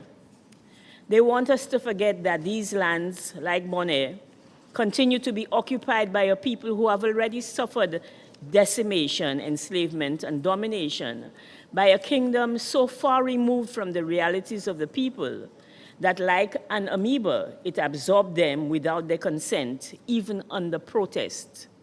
We have to revisit the concepts of colonization and decolonization, especially in a changing world that has articulated the re-invasion of Africa and the Caribbean.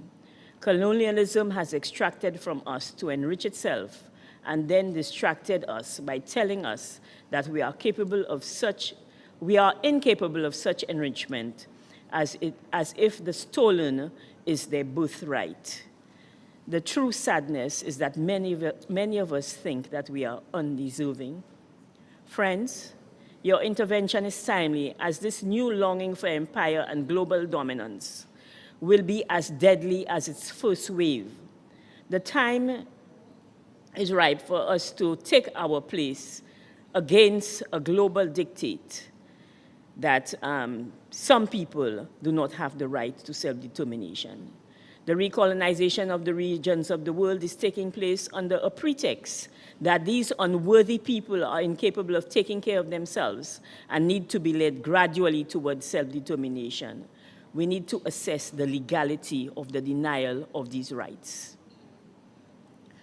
For Bonaire, the illegal absorption with no recourse to self-determination is one of the most notorious cases of colonial disenfranchisement to date. The dwindling population forced to seek political enfranchisement in the kingdom, intent on keeping its knees on their throat, is criminal. Why would a kingdom in which you have no say want to maintain such a hold?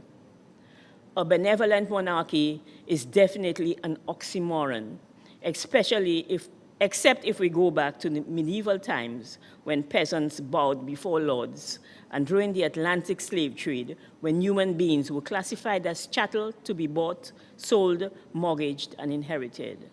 What the kingdom has done is mortgage the future of the youth of Bonaire, as lucrative jobs are reserved for other citizens of the mainland kingdom, while the young people are now servants, beggars, and forced homeless migrants.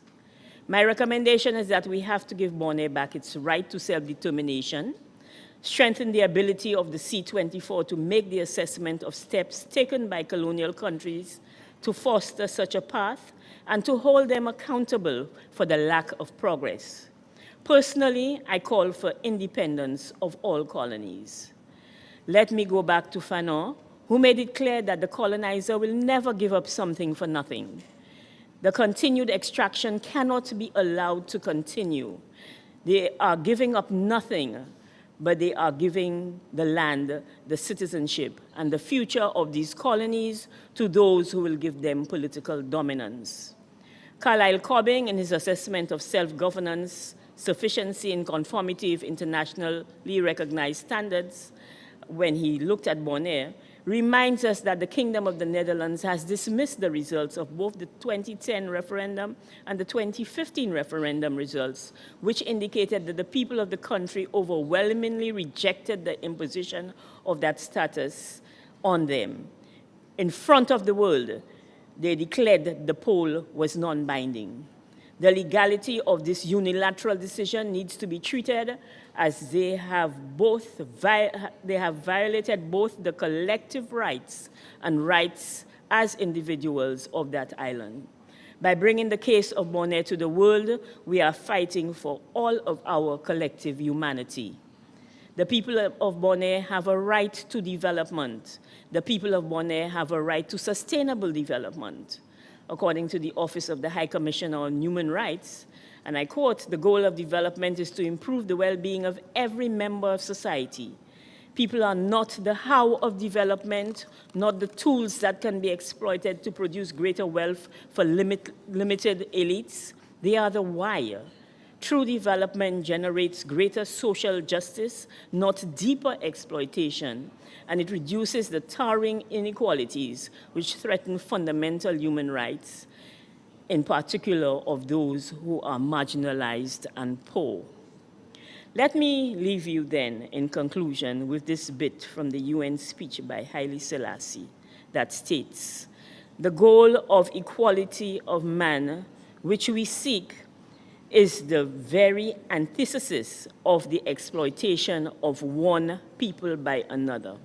Let me emphasize the humanity and dignity of the people of Bonaire as we move them on the path to self-determination." I thank you. Thank you. Thank you very much, our Honorable Ambassador. Thank you for your commitment. Thank you for your support on fair struggle of Bonaire people.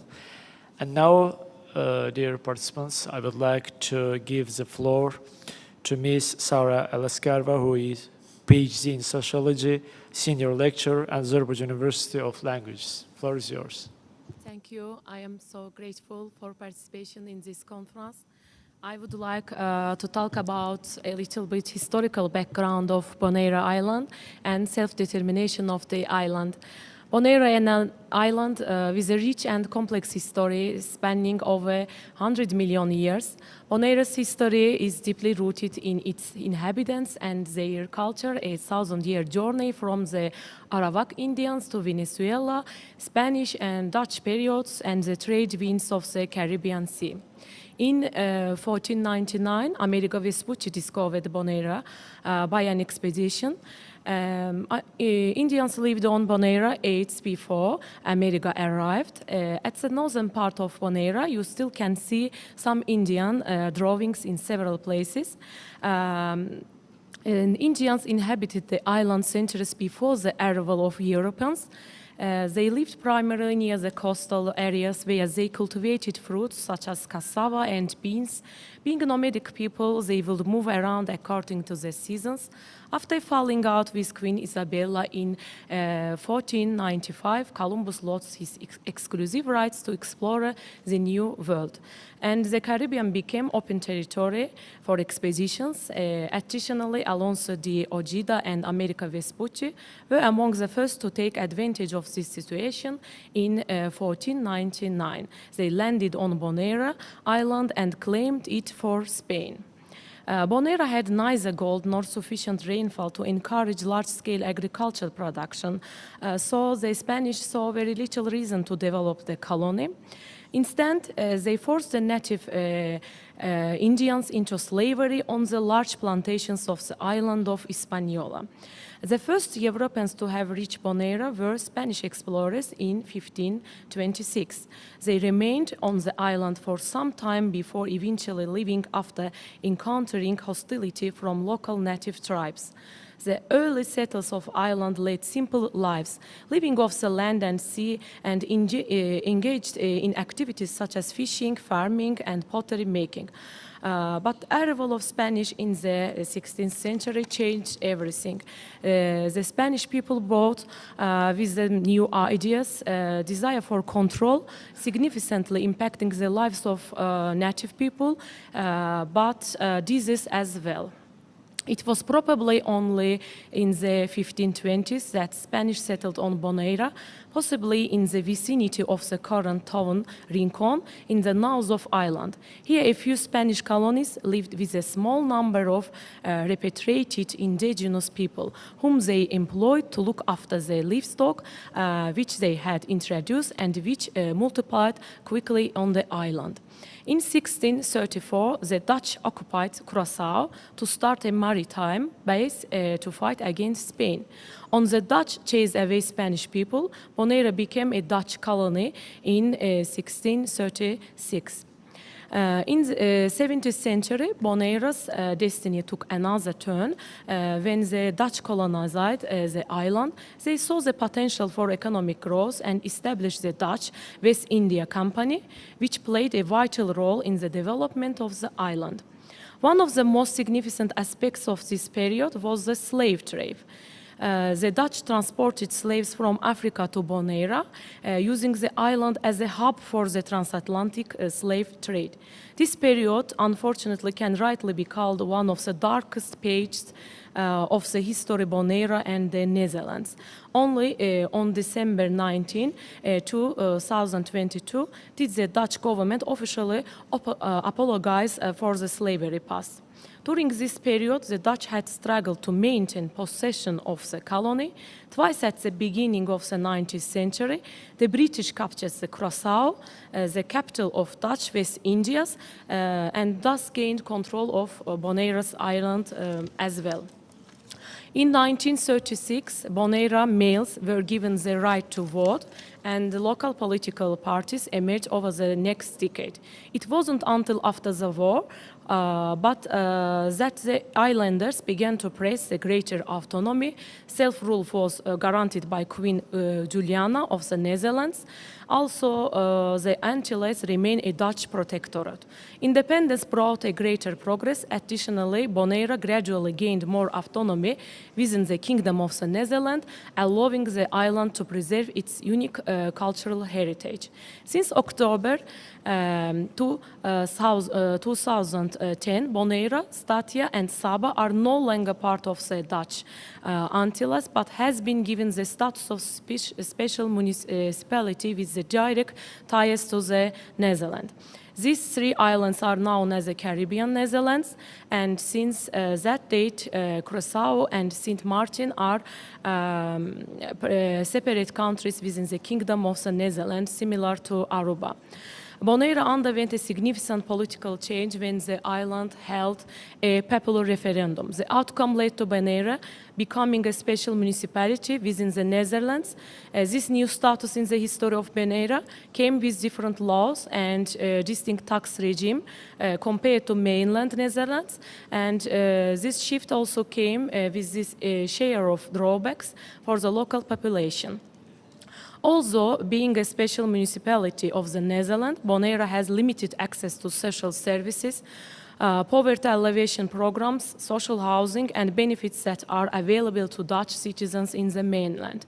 This situation highlights the ongoing struggle for Bonaire to balance its unique identity with the advantages and disadvantages of being part of the Kingdom of Netherlands. I would like to highlight the point that we feel sorry for your slavery past.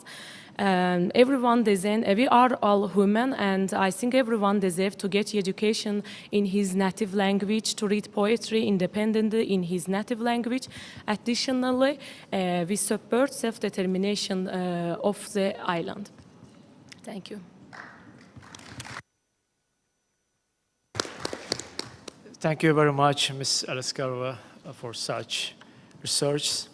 Dear participants, I suggest to have a lunch break for getting energy for the second half day of our conference.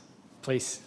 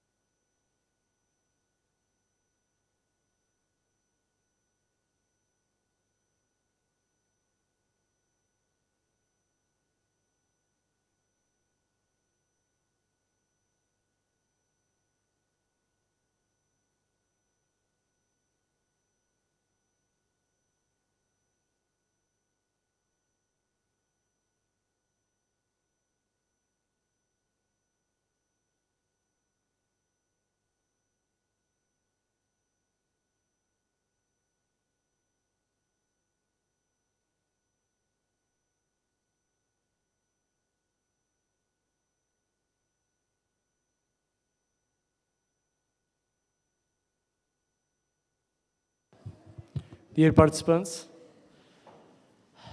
I would like to commence our next session regarding discussions on mobilizing regional and international support.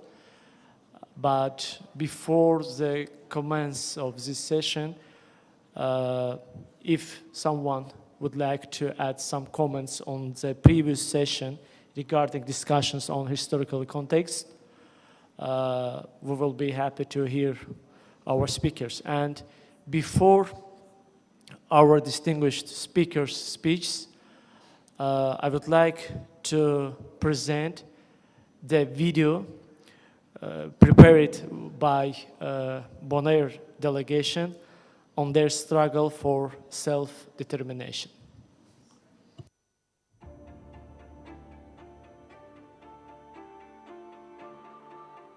Bonaire was taken off the UN NSGT list in 1955 and then became a constituent state of the Netherlands Antilles, a Dutch colonial entity. Due to unrest over the division of power among the 6 islands, Aruba, Bonaire, Curaçao, Saint Martin, Saba, and Saint Eustatius, Aruba left the Netherlands Antilles in 1986. The division of power continued, leading Bonaire and Saint Martin to initiate the dissolution of the Netherlands Antilles on October 10, 2010. Subsequently, Bonaire was unilaterally incorporated by the Dutch government as a public body entity without autonomy, entrenched in the Dutch constitution under unequal rights. On Bonaire was a dramatic demographic change of population shift between 2010 and 2024. Bonaire's population doubled from 11,000 to 25,000, primarily due to an influx of Dutch European immigrants. Native Bonaireans have consequently become a demographic minority and reduced in 2024 to less than 32% of the population in their own island.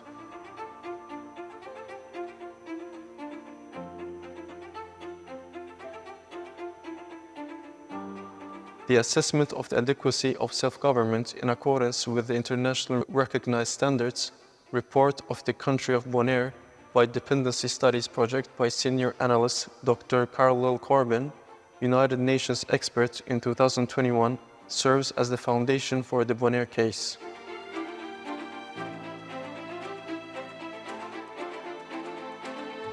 The report concluded that the public body entity imposed and renamed territorial public body in Bonaire is a colonial reform of dependency governance, perpetuating inequality that is deficient through all measures of democratic governance that circumvents the inalienable right to general self-determination under international law. This report is endorsed and accredited by the UN General Assembly as independent as it contains self-governance indicators accepted by the UN General Assembly.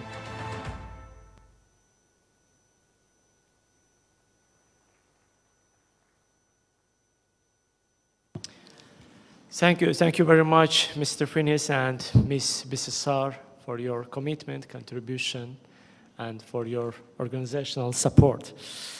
And now, dear participants, with great pleasure, I would like to give the floor to periodic advisor to the government of St. Vincent and the Grenadines, to Dr. Richard Byron Cox. The floor is yours. Okay.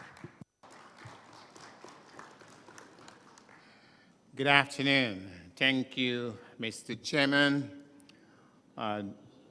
members of the head table, distinguished delegates, special guests, members of the press, everybody. It's wonderful to address you today. I came here with 2 different speeches, one from the Prime Minister of St. Vincent and the Grenadines, which I have the honor to serve in this occasion as his special envoy, and one as a technical expert, as a trained lawyer who holds a PhD in international law. However, a lot of what was said about the legal part has already been said, and so therefore and I've been told I have very limited time. I should take my watch off to check myself. But I promise you this.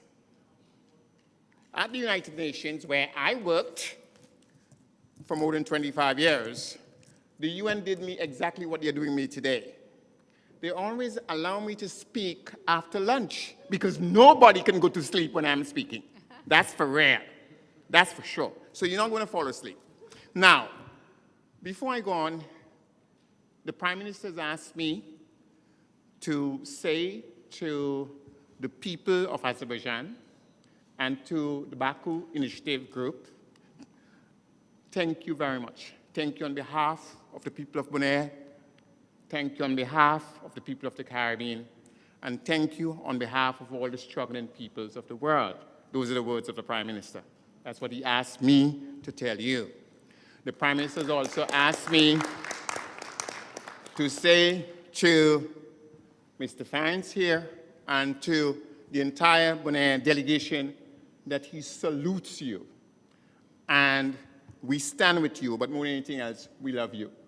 Thank you. Because you are us, and we are you. And love is the greatest force on this earth. There's no force greater than love.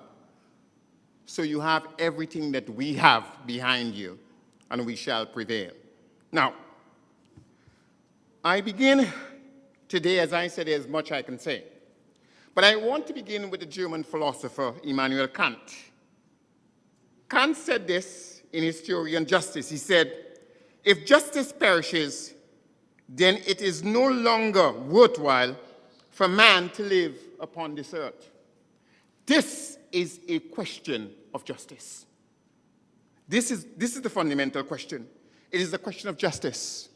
And John Rawls, one of the greatest lawyers of the 20th century, in his theory of justice said, justice must be seen as fairness. So this is fundamentally a question of people's rights. People's rights, meaning the people of Bonaire rights. Now let us understand something here. Let's be very clear that these rights are natural. They're natural because they are the first people of Bonaire. Long before any Dutch or anybody else arrived, they were there, right? And then the Africans came and they enriched that society with their blood, sweat, and tears. They were slaves. You understand? We must understand this business clearly. Secondly, they all born there, and they all lived there. You understand? Without them, there's no Bonaire. No Bonaire culture, no Bonaire food, no Bonaire language. Without them, there's no Bonaire. We must understand this business clearly, what we are talking about here. So therefore, the issue is the issue of rights, the issue of justice. But let us not fool ourselves, you know. Let us be clear that rights and justice are only made real through law, through institution, and through enforcement. You can say you have all kind of rights until it is guaranteed by law, until there's institutions that will ensure that it is realized, right? And until it is enforced, you have no right, my dear. Let us understand these things. You have no right. So this is why countries have constitutions and why countries have laws. And if you look at any constitution, every normal constitution, there is a chapter on the people's rights. Because rights are only positive rights when they are enshrined in law. And so we must understand that the MOU, which I don't intend to discuss, I came here prepared to discuss it, but the MOU as signed in does not do these 4 basic things. 1, in truth and in fact, if you read it, it does not recognize the rights of Bonairans. It does not. Read it carefully. I'm telling you this as a lawyer. I have a PhD in law. Not to boast about my PhD, but to tell you I'm trained to do this business. It does not do that. It does not promote these rights. As a matter of fact, it takes them away. And you must understand that. And be very clear in your head about that. It does not enhance those rights in any way, shape, or form. And if it doesn't do any of those three, of course, it does not enforce those rights. We must understand these things. This is not a game. This is not a university seminar. We're talking about people's lives. Get that straight. You know, yes, it's easy, you know. It's very easy for us to come here, la, la, la, la, la, la, and talk. But there's young people who are denied a job. There's a people whose language is now being threatened to be destroyed. There's a people who in their own land have less rights than those who came. This is not a la-la-la discussion. This is reality. And so therefore we must understand these things. Now, you know, I mentioned John Rawls before. As I said, I'm a trained lawyer. A story of justice, this is what he says about justice. Justice is the first virtue of social institution. If you read the MOU, there's no social institution in that MOU that guarantees justice for these people. The first virtue of any social institution must be justice. That must be the first virtue. That is not any way. I can analyze this MOU, I don't have the time for it. But I would say to you that the assessment made by Dr. Corbin, you understand, I've read it. And that assessment tells us many, many things. Now the MOU is in October of 2006. And in that MOU, you know, you look at, I think, Article 3 or Article 11, and this is what it says. Listen what it says. The main aim, which the three islands and the Netherlands wish to attain with these arrangements, is to offer the population a prospect of a better future. That is what it says, you know. That is what is written here. No, listen to me. Listen to me. Because I want you to understand this. This is what is written in word. But every Bonairean here today told us that this is not the case. You hear me? You hear me? This is what is written in word. But every single Bonairean here told us today that words are what? Empty. These are just platitudes. And we must be very, very careful. So we know that that MOU does not guarantee not political justice for the people, not social justice for the people, not economic justice for the people. No kind of justice whatsoever is guaranteed by that. Listen, I want you to listen to me. Listen carefully. We are talking about the assessment. I want to quote from the assessment done by a UN expert. I was a UN expert for quite a long time. Again, so I know what that means. I'm not saying that to boast. I'm just saying that because I know what it means, what it translates to. This is what the assessment says. Upon examination of the oeuvre of research, meaning just the body of work, that's a French term, that just means the body of work. The SGA, which is the assessment itself, concludes that any projection of Bonaire as a model of democratic governance is illusory at best. Any projection which says that this is a model of democracy is an illusion. In other words, it is not real. This is not me saying this, you know, because I didn't do the assessment. That is Dr. Corbin speaking. And he is one of the world's top experts. I know because I worked for the United Nations. You understand? We don't call you expert just like that. We don't do that. Not at the United Nations. Now, as I said, I don't have a lot of time here, but I want to engage you. And I want you to understand that my Prime Minister, Dr. the Honorable Ralph Gonsalves, sent me here because he wanted to make sure that you know that we are committed to this thing with blood, sweat, and tears. So like Martin Luther King Jr., all of you here know, you must have heard of him. He said this: the arc of the moral universe is long, but it bends towards justice.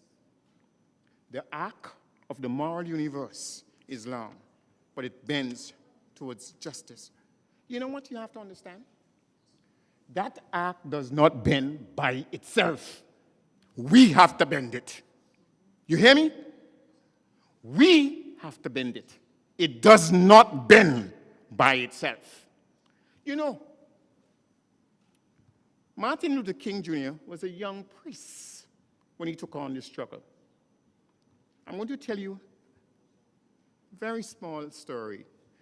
Mr. Chairman, stop me whenever you want. But I want you to know this.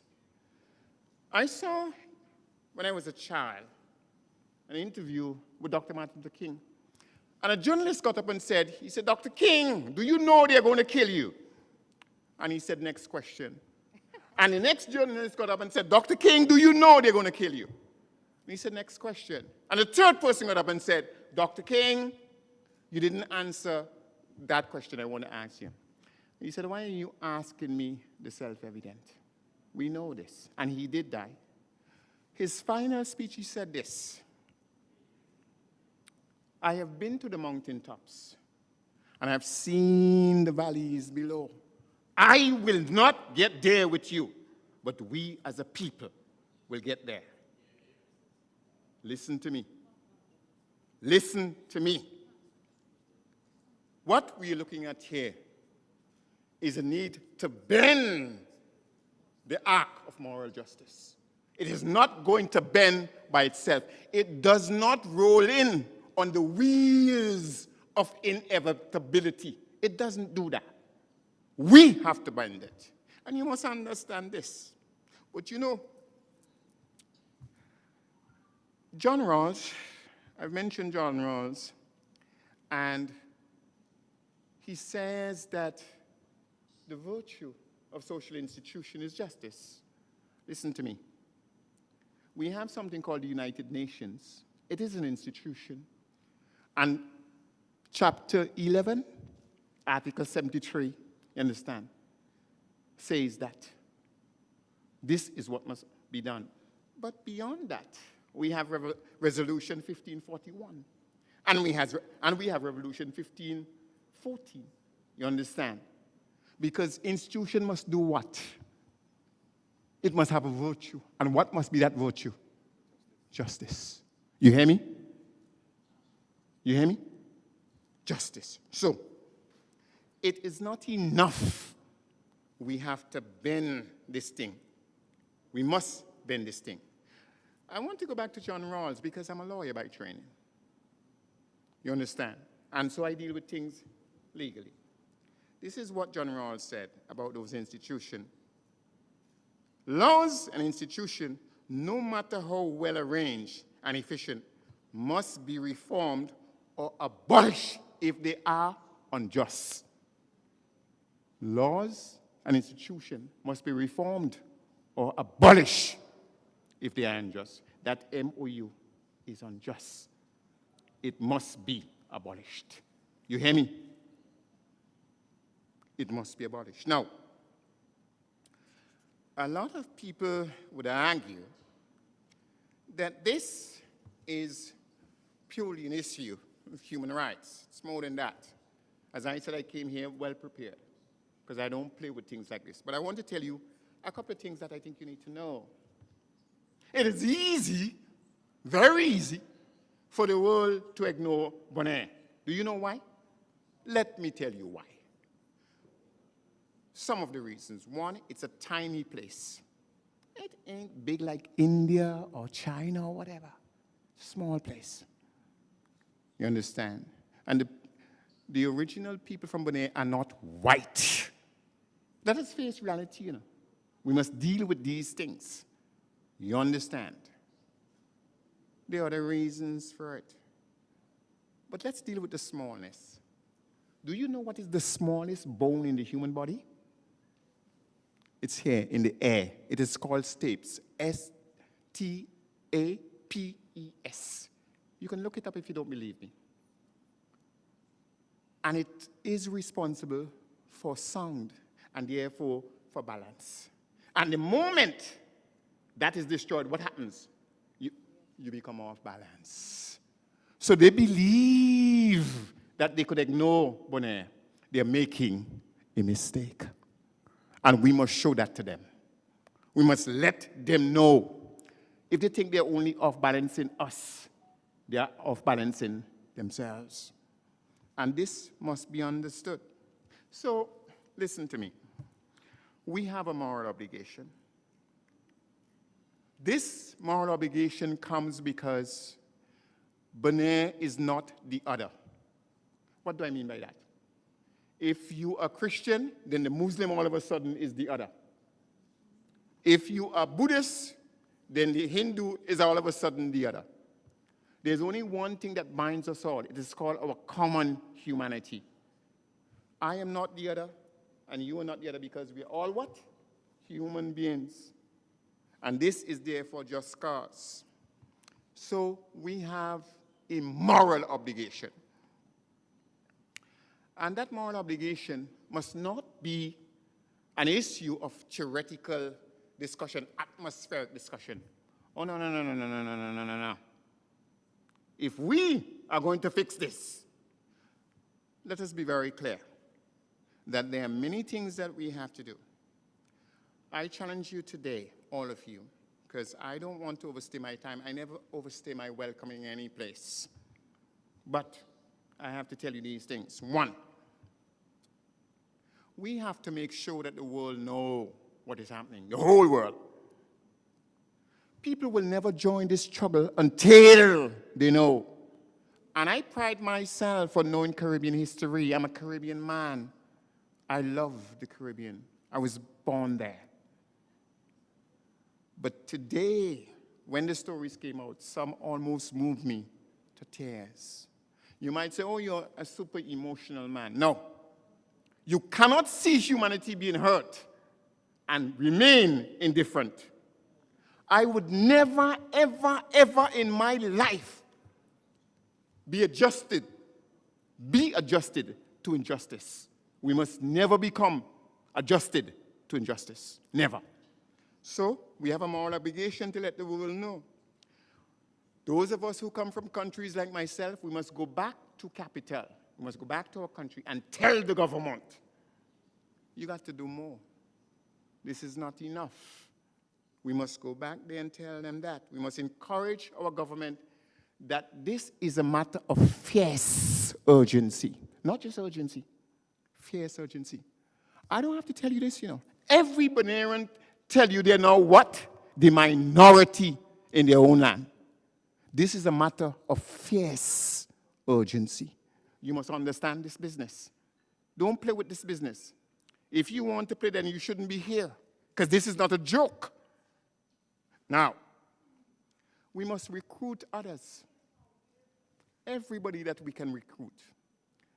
This is a case of the more, the merrier. We must make sure we have an obligation as well to work more closer with the people who are leading this struggle. We have to ensure that they must know, and the people of Bonaire must know, you're not alone. You will never be alone while we are here. And this you must understand. You will never be alone while we're here. Now, you know, we are a people. I say we. I want you to understand what I mean. This is not the struggle of Mr. Fines. It is not the struggle of Miss Bissessa. It is not the struggle of these young people here. It is the struggle of humanity. And it's either you're going to agree that their humanity is equal to everybody else's, or that they're subhuman. And once you agree to that, then you shouldn't be here, because you have agreed with the Dutch. And this we will not stand for. I have overstayed my time, I think, and I don't want to do that. So I want to leave you with this. Somebody quoted Haile Selassie this morning. In 1933, Ethiopia was not Ethiopia, it was called Abyssinia. And Italy went and attacked Abyssinia. And he went to the League of Nations. It wasn't the United Nations, it was the League of Nations. He went to the League of Nations and he said, he gave a brilliant speech. One of the greatest revolutionaries of the 20th century was a man named Robert Nesta Marley. And Marley put that speech in song. And this is what he said. Just quote a little bit. And until the basic human rights are equally guaranteed to all, without regard to race. And then he ends the song, he said,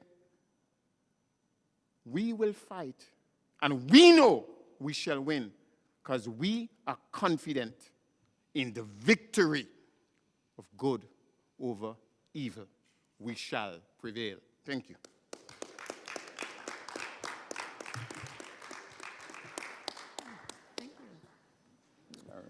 Thank you. Thank you, Doctor, for your commitment. Thank you for your insightful speech. And dear participants, now I will give the floor to our next distinguished guest, Honorable Ambassador, Permanent Representative of Belize to the United Nations, Mr. Carlos Fuller.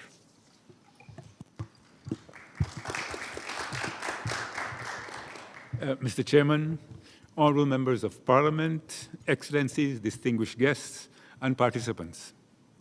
It is a distinct honor and pleasure for me to join you today to discuss Bonaire's pathway from Baku through the United Nations General Assembly to self-determination. I wish to thank the conference organizers, the Baku Initiative Group, and the government and people of Azerbaijan for inviting me to contribute to this dialogue on an issue so critical to the people of Bonaire, a sister island of my own country, Belize. Mr. Chairman, as the father of our nation and the leader of our struggle for self-determination and independence, George Price said, Belize is a Central American nation in the heart of the Caribbean basin. Belizeans began their quest for independence in the early 1980s, along with many of the other colonies in the Caribbean. Our labor movements formed unions to improve their working conditions, and these eventually morphed into political parties.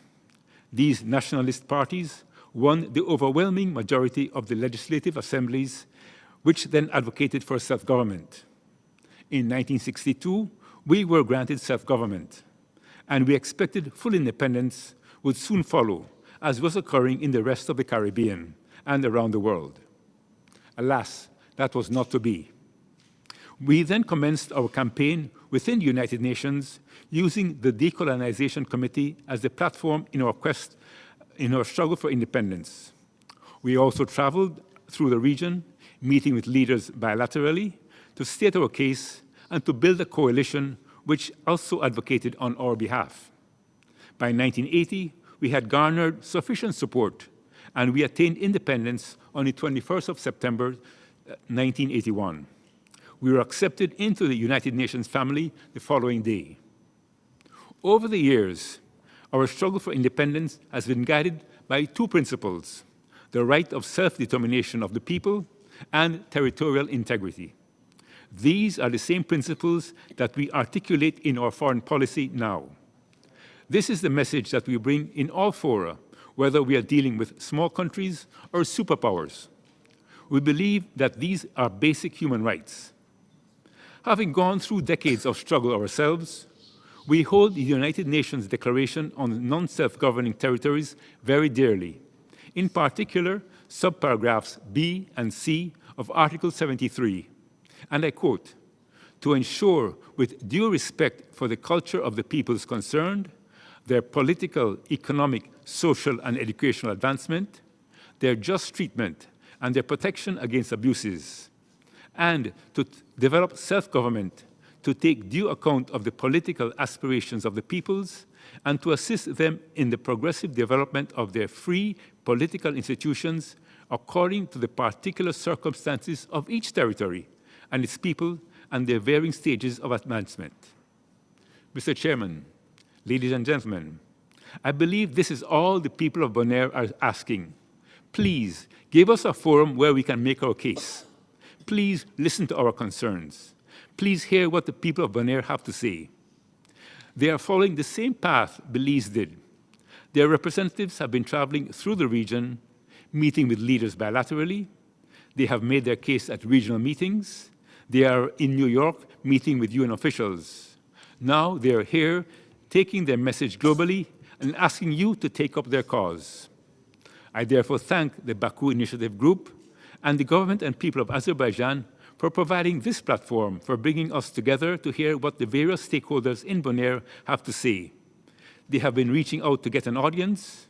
On their behalf, I wish to thank you for responding to their call. Thank you.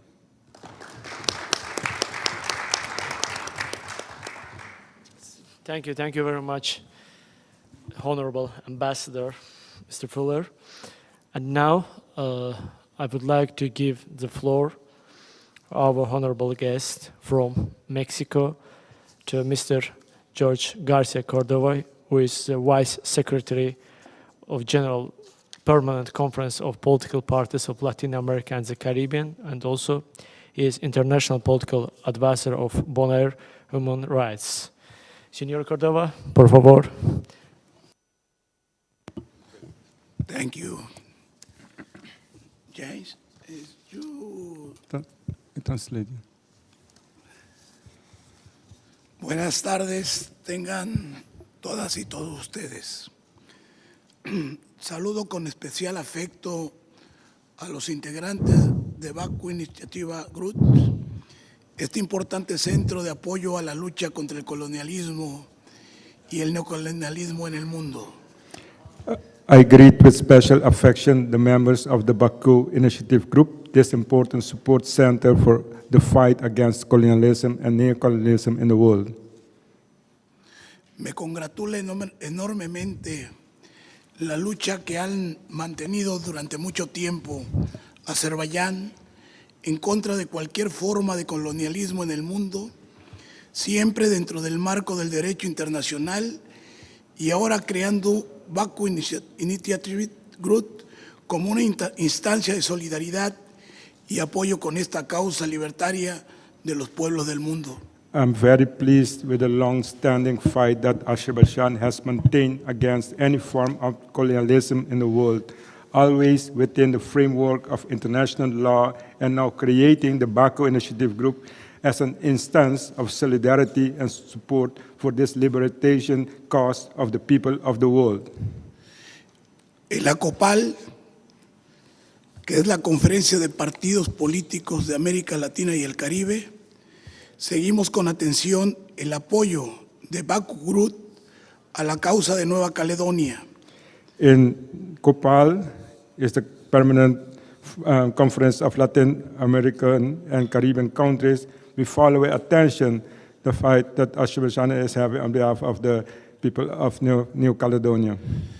Es una causa a la inversa de Bonaire, que necesita ser visibilizada en América y el mundo. It's a cause like the one from New Caledonia. Bonaire needs also to be visibilized in the world. Azerbaiyán es, sin duda, un país orgulloso de su herencia y sus tradiciones culturales. Es un pueblo hospitalario, respetuoso, amante y generoso. Amable y generoso. Azerbaijan is, without a doubt, a country proud of its heritage and cultural traditions. It is hospitable, respectful, kind, and generous people. Saludo a todos los aquí presentes, en especial a los compañeros y compañeras que han atravesado el mundo, viajando desde Bonaire y desde diferentes puntos en el Mar Caribe, de nuestra América hasta el Mar Caspio, para exponer aquí la terrible situación que enfrenta esta hermana nación. Greetings to all of you here, especially to the comrades who have traveled around the world, traveling from Bonaire, there in the Caribbean, out of the Caribbean Sea till the Caspian Sea, to expose here the terrible situation that the sister nation faces. Expreso mi reconocimiento a mi amigo James Finis, el libertador de Bonaire.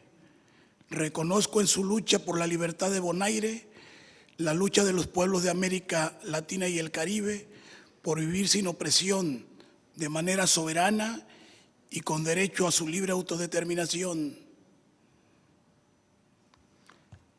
I express my recognition to my friend James Finis, the liberator of Bonaire. I recognize in this fight for the freedom of Bonaire, the fight of the peoples of Latin America and the Caribbean to live without oppression in the way to the right to the free self-determination. James Finis, como Nelson Mandela en Sudáfrica, ha sido el líder de una resistencia pacífica contra los excesos que Holanda o el Reino de los Países Bajos comete contra el pueblo de Bonaire. James Finis, como Nelson Mandela en Sudáfrica, James Finis, like Nelson Mandela in South Africa, has been the leader of a peaceful resistance against the excesses of the Kingdom of the Netherlands against the people of Bonaire. Hoy quiero reconocer también a una gran mujer, a mi amiga Davika Vicesar, aquí presente, mujer de carácter, de lucha y de profundo amor por Bonaire. Su compromiso para que este pueblo tenga una vida mejor es sin miedo, auténtico y de corazón. Today, also to recognize a great woman, my friend Davika Vicesar, here present, a woman of character, of struggle, and a deep love for Bonaire.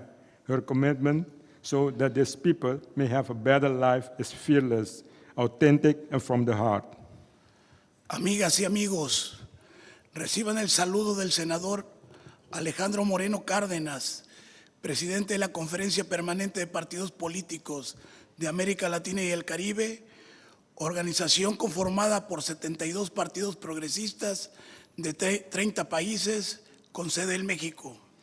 Friends, please accept the greetings of Senator Alejandro Moreno Cárdenas, President of the Permanent Conference of Political Parties of the Latin American and Caribbean, an organization made up of 72 progressive parties from 30 countries seated in Mexico.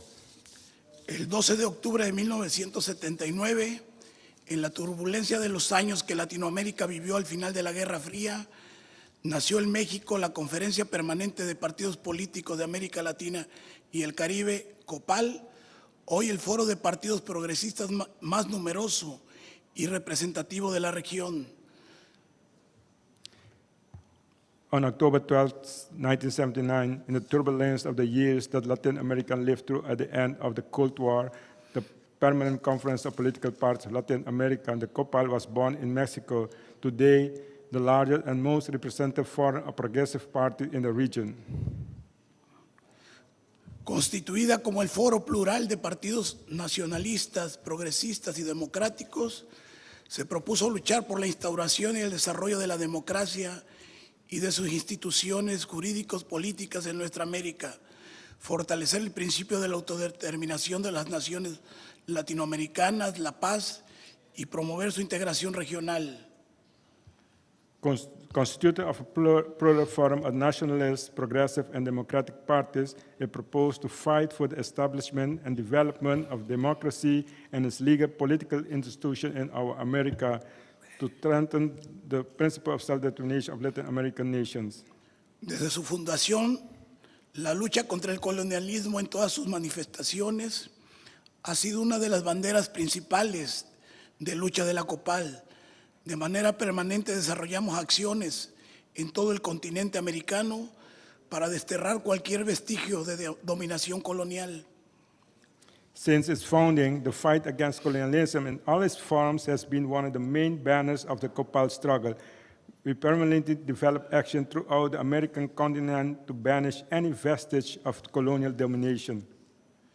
La COPAL ha servido durante 45 años a la causa de nuestros pueblos, siempre a favor de la independencia, la libertad y la felicidad.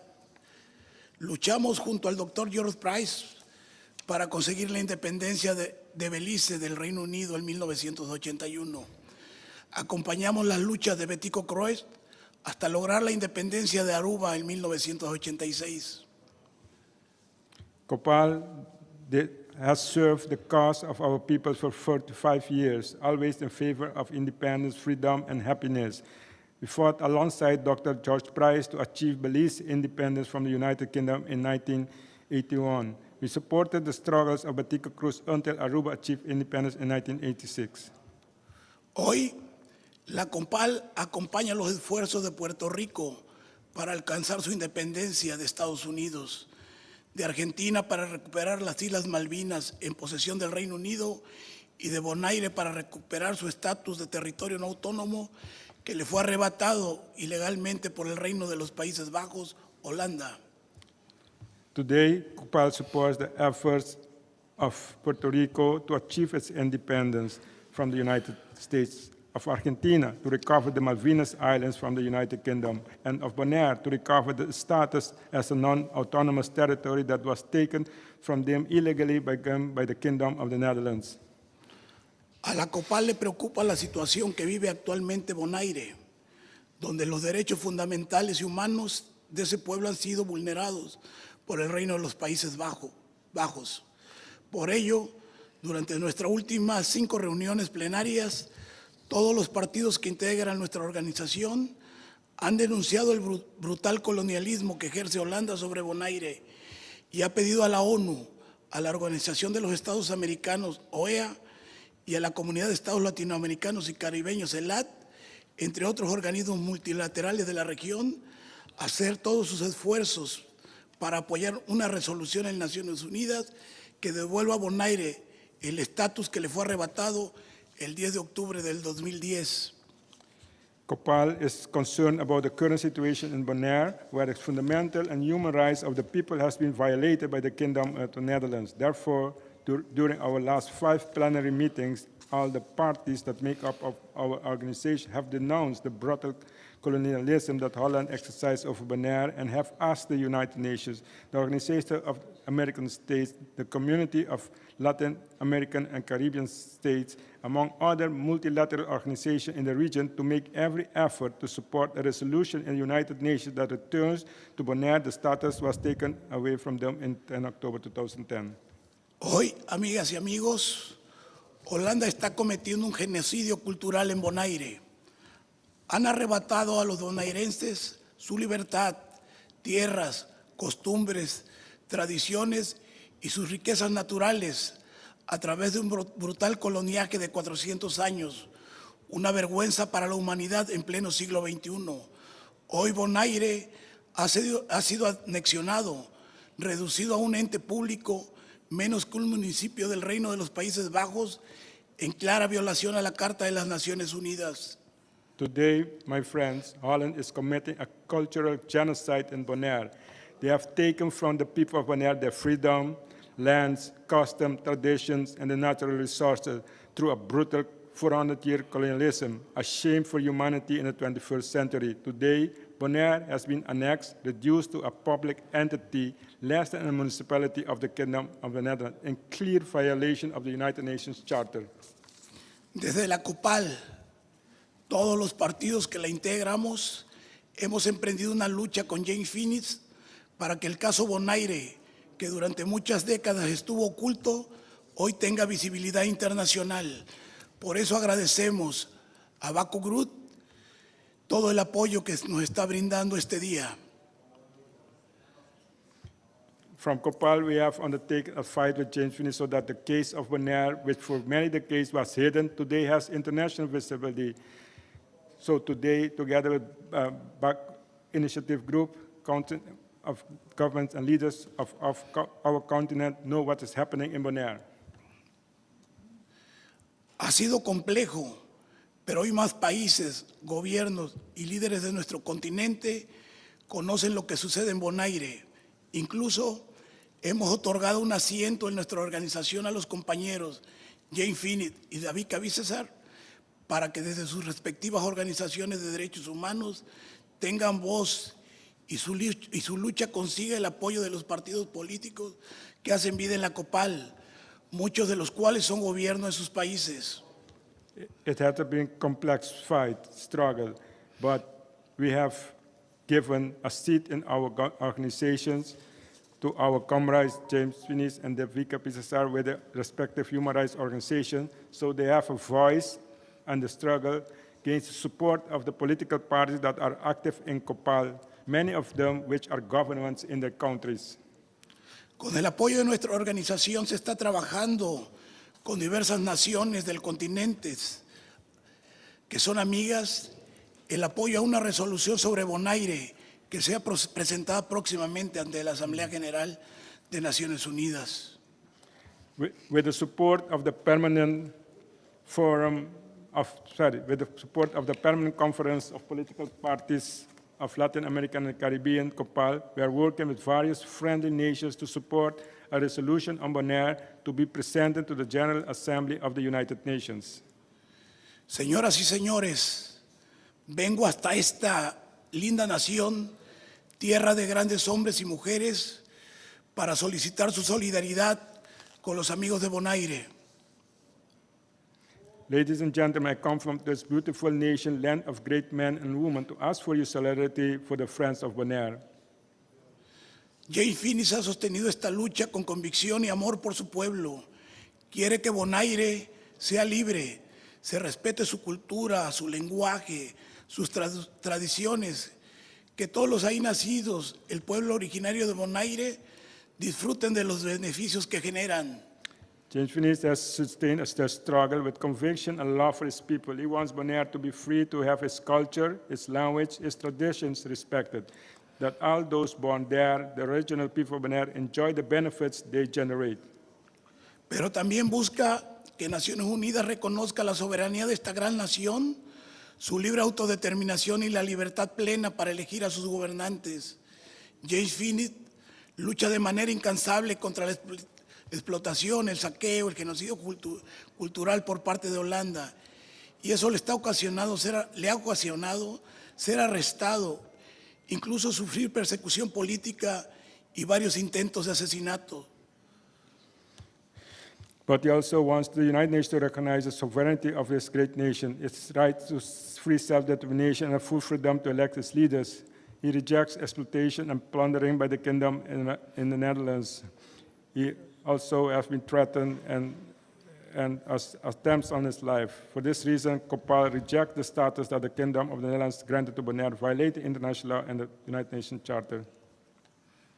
Por ser contrario al derecho internacional y violar la Carta de las Naciones Unidas, COPAL ha rechazado de manera categórica el estatuto que Holanda otorgó a Bonaire.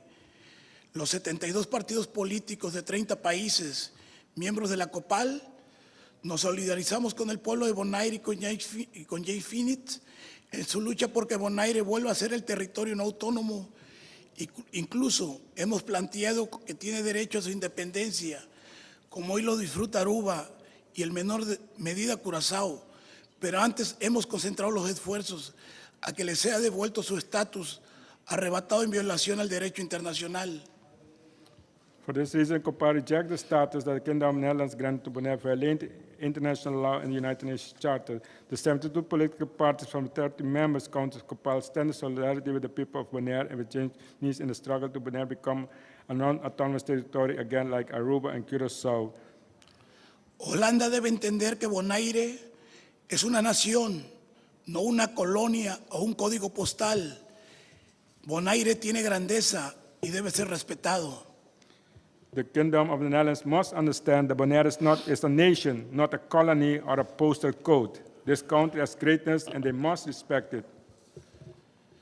Desde este lugar, Azerbaiyán, símbolo de la resistencia contra el colonialismo global, demandamos a Holanda el respeto al derecho internacional y exigimos que Naciones Unidas devuelva el estatus que tenía Bonaire antes del 10 de octubre del 2010. From this place, Azerbaijan, symbol of resistance against global colonialism, We demand from the Kingdom of the Netherlands respect for international law and demand that the United Nations return the status that Bonaire had before 10-10-10. Resulta paradójico que mientras en la Unión Europea, Holanda o Francia se esfuerzan por ser reconocidos en la defensa y protección de los derechos humanos y los valores democráticos, en el Caribe y de manera especial en Bonaire, incurre de manera recurrente en violaciones a los derechos fundamentales de las personas. It's paradoxical that while in the European Union, the Kingdom of the Netherlands or France strives to be recognized for the defense and protection of human rights and democratic values, in the Caribbean and especially in Bonaire, it repeatedly violates the fundamental rights of the people.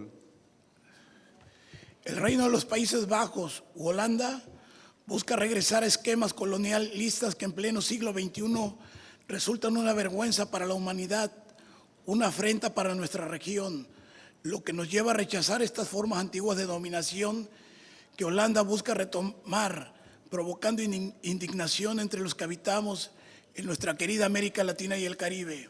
The Kingdom of the Netherlands seeks to return to colonialist schemes that in the 21st century are a shame for humanity and affront to our region, which leads us to reject these old forms of domination that the Kingdom of the Netherlands seeks to return to the region, causing indignation among those of us who live in our beloved Latin American and Caribbean space. Desde la COPAL advertimos y lo hemos denunciado una ofensiva de recolonización en América por parte del Reino de Holanda, pero también de Francia, Gran Bretaña y Estados Unidos. Debemos estar unidos para evitarlo. Today, friends, we are seeing a recolonization offensive in America by the Kingdom of the Netherlands, but also by France, Great Britain, and the United States. We must be united to prevent it. Amigas y amigos, es cierto que el colonialismo ha trascendido históricamente. En 1945, año en que se fundó la ONU, la mitad de la población de la Tierra estaba sometida a la dominación colonial. Entonces, apenas varias decenas de países constituían esa organización internacional. Hoy la componen más de 190 naciones independientes, pero también es cierto que esa forma de dominación se mantiene vigente políticamente en distintas partes del mundo y de manera diferenciada, y que constituye un anacronismo inexcusable que sigue ahí presente para vergüenza de toda la humanidad. Friends, it's true that colonialism has transcended history. In 1945, the year in which the United Nations was founded, half of the Earth's population was subject to colonial domination. At that time, only a few dozen countries constituted this international organization. Today, it's made up of more than 190 independent nations. But it's also true that this form of domination remains politically enforced in different parts of the world and in different ways, and that it constitutes an inexcusable anachronism that is still here, present to the shame of humanity. Muchos hablan y escriben sobre la poscolonialidad o el poscolonialismo, aduciendo que este desapareció, que ya no hay colonias en el mundo. Desde una perspectiva mayor, prevalecen múltiples formas de dominación colonial en sus dimensiones tanto económica y política como social, cultural, racial, de género, ideológica y humano, incluso en países formalmente independientes. Están presentes en las naciones de nuestra América en múltiples formas denominadas neocoloniales. Ahora, las invasiones y conquistas suelen ser de otro tipo, aunque con similares consecuencias.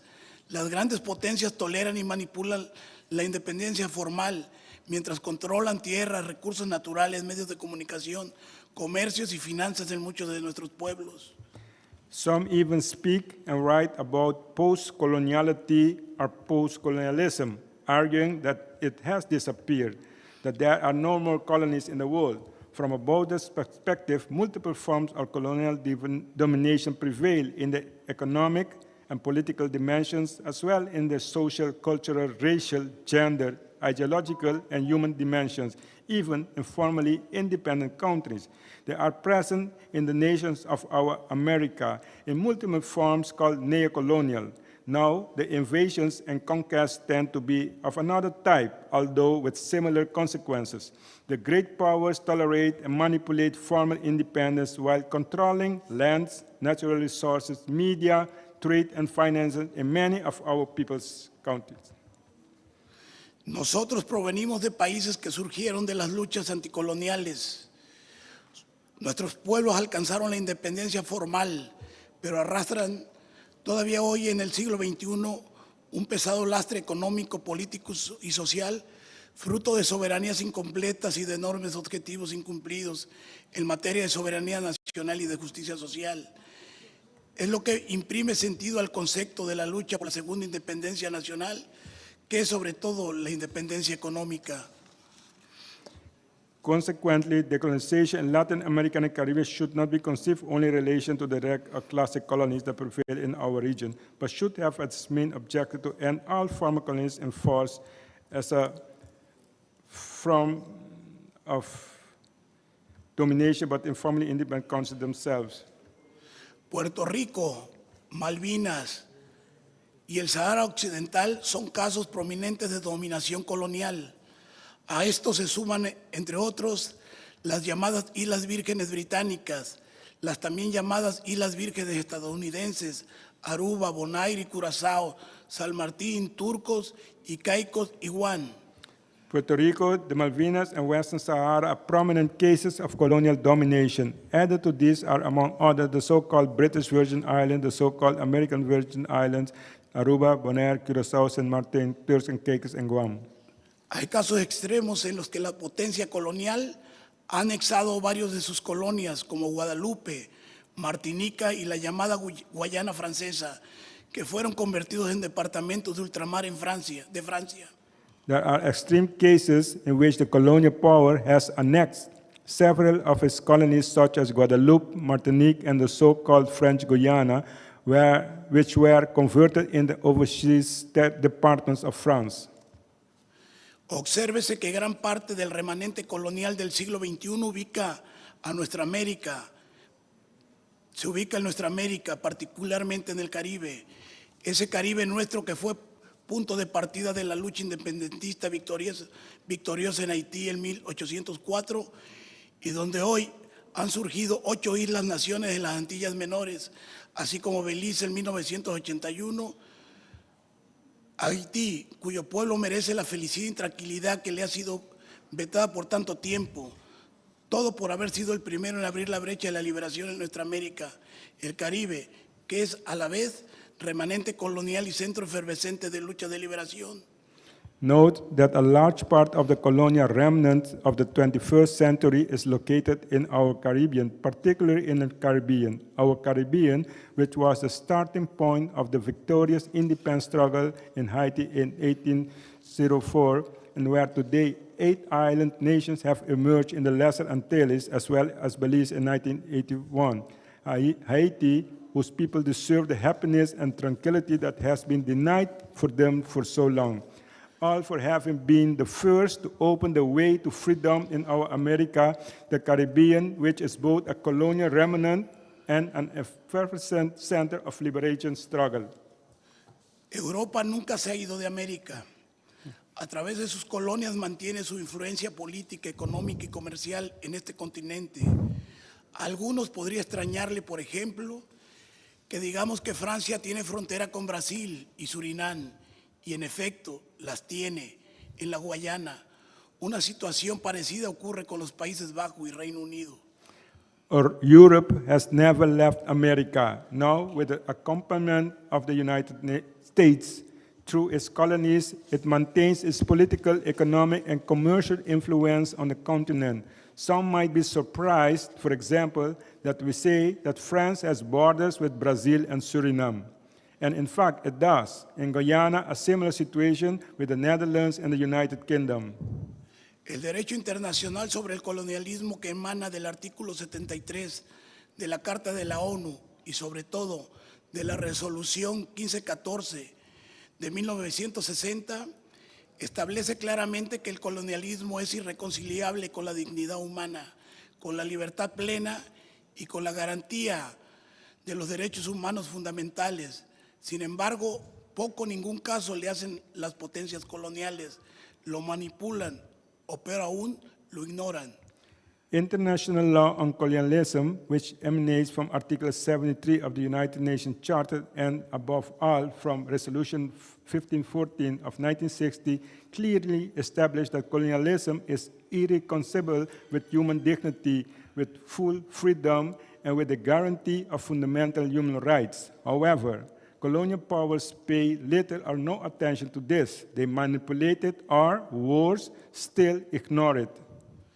El caso más revelador lo hemos visto recientemente en Bonaire, donde de una u otra forma la ONU ha consentido el que el retrógrada Reino de los Países Bajos haya modificado el estatus de la isla y mantenga un férreo control colonial en perjuicio del derecho de este a su autodeterminación e independencia. The most revealing case we have seen recently was in Bonaire, where in one way or other, the United has consented to the retrograde Kingdom of Netherlands modifying the status of the island and maintaining a tight colonial control of this nation to be detriment of its right to self-determination and independence. Así las cosas, cada persona que se respete a sí misma y que respete la dignidad humana tiene que oponerse a la dominación colonial. No se trata de una posición discrecional o acomodaticia, es una cuestión de principios, señores, como lo es la oposición a la esclavitud, a la discriminación racial o a la violencia de género. There's every person who respects themselves and who respects human dignity must oppose to colonial domination. This is not a discretionary or accommodating position. It's a question of principle. Ladies and gentlemen, it is opposition to slavery, racial discrimination, or gender violence. Las grandes potencias poseedoras de colonias argumentan que se trata de asuntos internos que no son de la jurisdicción de la comunidad internacional, pero la dignidad y la libertad no son asuntos internos de nadie, por el contrario, son de la absoluta jurisdicción de los pueblos del mundo. The great powers that possess these colonies argue that these are internal matters that are not within the jurisdiction of the international community, but dignity and freedom are not internal matters of anyone. On the contrary, they are within the absolute jurisdiction of the peoples of the world. La propia Organización de las Naciones Unidas, que ha declarado las pasadas 4 décadas como décadas por la erradicación total del colonialismo, avanza a paso de tortuga en ese sentido. No obstante, el hecho de que gran parte de sus países miembros provienen del colonialismo. The United Nations itself, which has declared the past 4 decades as decades of the total eradication of colonialism, is moving at a snail's pace in this regard, despite the fact that a large part of its members' countries come from colonialism. Han podido y siguen pudiendo más la influencia, las presiones y la impunidad de las potencias que aún poseen colonias en diversos continentes. The influence, pressure, and impunity of the powers that still possess colonies on various continents have been a continue and to be stronger. Permítanme referirme a Bonaire, que es el caso que nos convoca. La opción a la quiebra colonial, a la ausencia de poderes políticos, a la precariedad económica, a la dependencia enfermiza y el desasosiego general, tiene que ser la recuperación de la soberanía secuestrada por Holanda como lo establece el derecho internacional vigente y el inicio de un proceso de emancipación en todos los sentidos de su vida como pueblo y nación. Allow me to refer to Bonaire, which is the case that brings us together. The option to colonial bankruptcy, the absence of political powers, economic precariousness, cyclic dependence, and general unrest may be the recovery of the sovereignty kidnapped by Holland as established by current international law and the beginning of a process of emancipation in all senses of its life as a people and as a nation. Soy consciente que la responsabilidad primaria en la consecución de ese gran objetivo libertario corresponde al pueblo de Bonaire, pero resulta imprescindible la solidaridad de los pueblos y gobiernos de todo el mundo para que avance y fructifique esa lucha tan justa y a la vez desigual que vienen librando durante muchos años nuestros amigos y hermanos de Bonaire, bajo el liderazgo de nuestro querido amigo James Finit y de David Cabicesar. I am aware that the primary responsibility in achieving this great liberation objective corresponds to the people of Bonaire, but the solidarity of the peoples and governments of the whole world is essential for the advancement and fruition of this struggle, so just at the same time unequal that our friends from Bonaire have been waging for many years under the leadership of our dear friend James Finit and David Cabicesar. No lo olvidemos, la lucha del pueblo de Bonaire por su existencia y su libertad ha sido directamente en carne y hueso contra Holanda, una de las potencias coloniales más poderosas de la historia. No ha sido metáfora, sino dura realidad, así de sencillo, así de cierto, así de dramático. Let us not forget the struggle of the people of Bonaire for the existence and its freedom has been directly in the flesh against Holland, one of the most powerful colonial powers in the history. It has not been a metaphor, but a harsh reality that's simple, that is true, that is dramatic. Los pueblos y gobiernos del mundo tenemos la enorme responsabilidad de contribuir decididamente a dar fin a esa lacra indeseable que es el colonialismo, donde quiera que está, se manifieste. Los pueblos que están sometidos al colonialismo están en la primera línea de combate por la libertad que merecen. The people of the world has to... I missed it. I missed that part, sorry. Can you repeat it? Can you repeat it? Repítalo.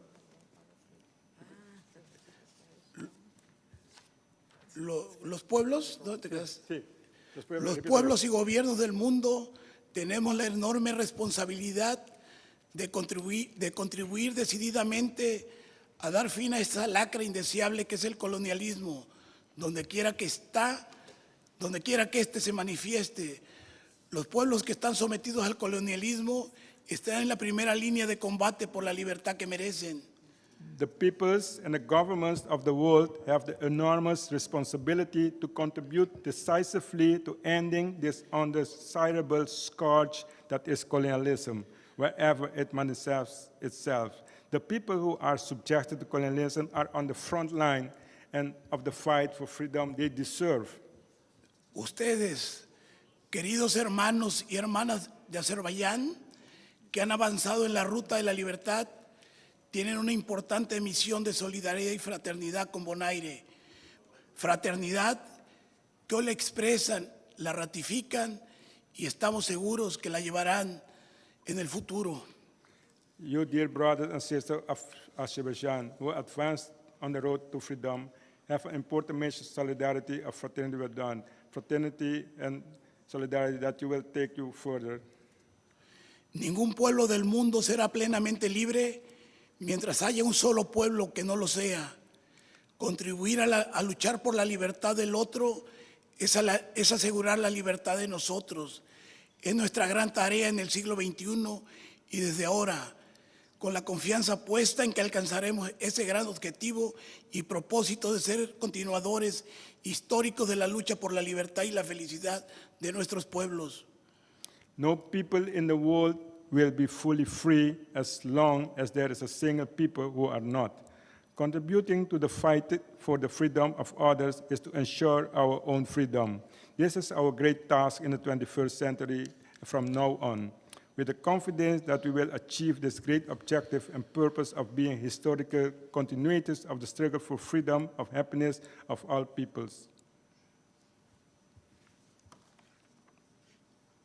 Por último, solo quiero expresar el reconocimiento de la COPAL, de sus 72 partidos políticos de 30 países, a la decisión de Baku Group de generar debates sobre este importante tema y a reconocer la pertinencia del mismo, mientras que en tantos otros lugares se pretende invisibilizar la prevalencia del colonialismo en el planeta, siendo precisamente el colonialismo el que pretende invisibilizar a esos pueblos que domina como si simplemente no existieran, habida cuenta de que la dominación colonial es primero que todo una de carácter existencial, en la que los pueblos colonizados son reducidos a cosas de las que se puede disponer a su antojo y no seres humanos que deben ser tratados con dignidad. Muchas gracias. Bienvenido Baku Group, América Latina y el Caribe.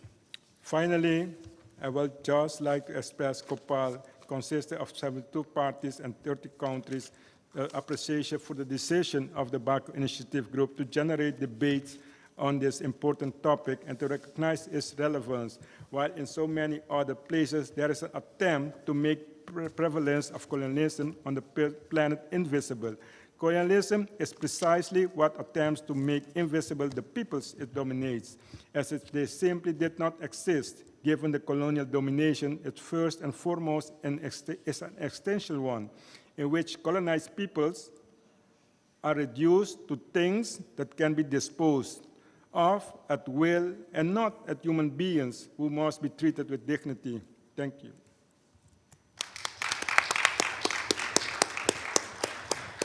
Muchas gracias por tu discurso, Señor Cordova. Thank you for translation, Mr. Finis. And dear participants, before taking a coffee break, I would like to give the floor to Mr. Maxon Ralph Scotland, advisor at the United Nations Department of Global Communications Youth Steering Committee. The floor is yours, Mr. Scotland. Distinguished guests. Thank you. I know you're tired, so I'll be brief.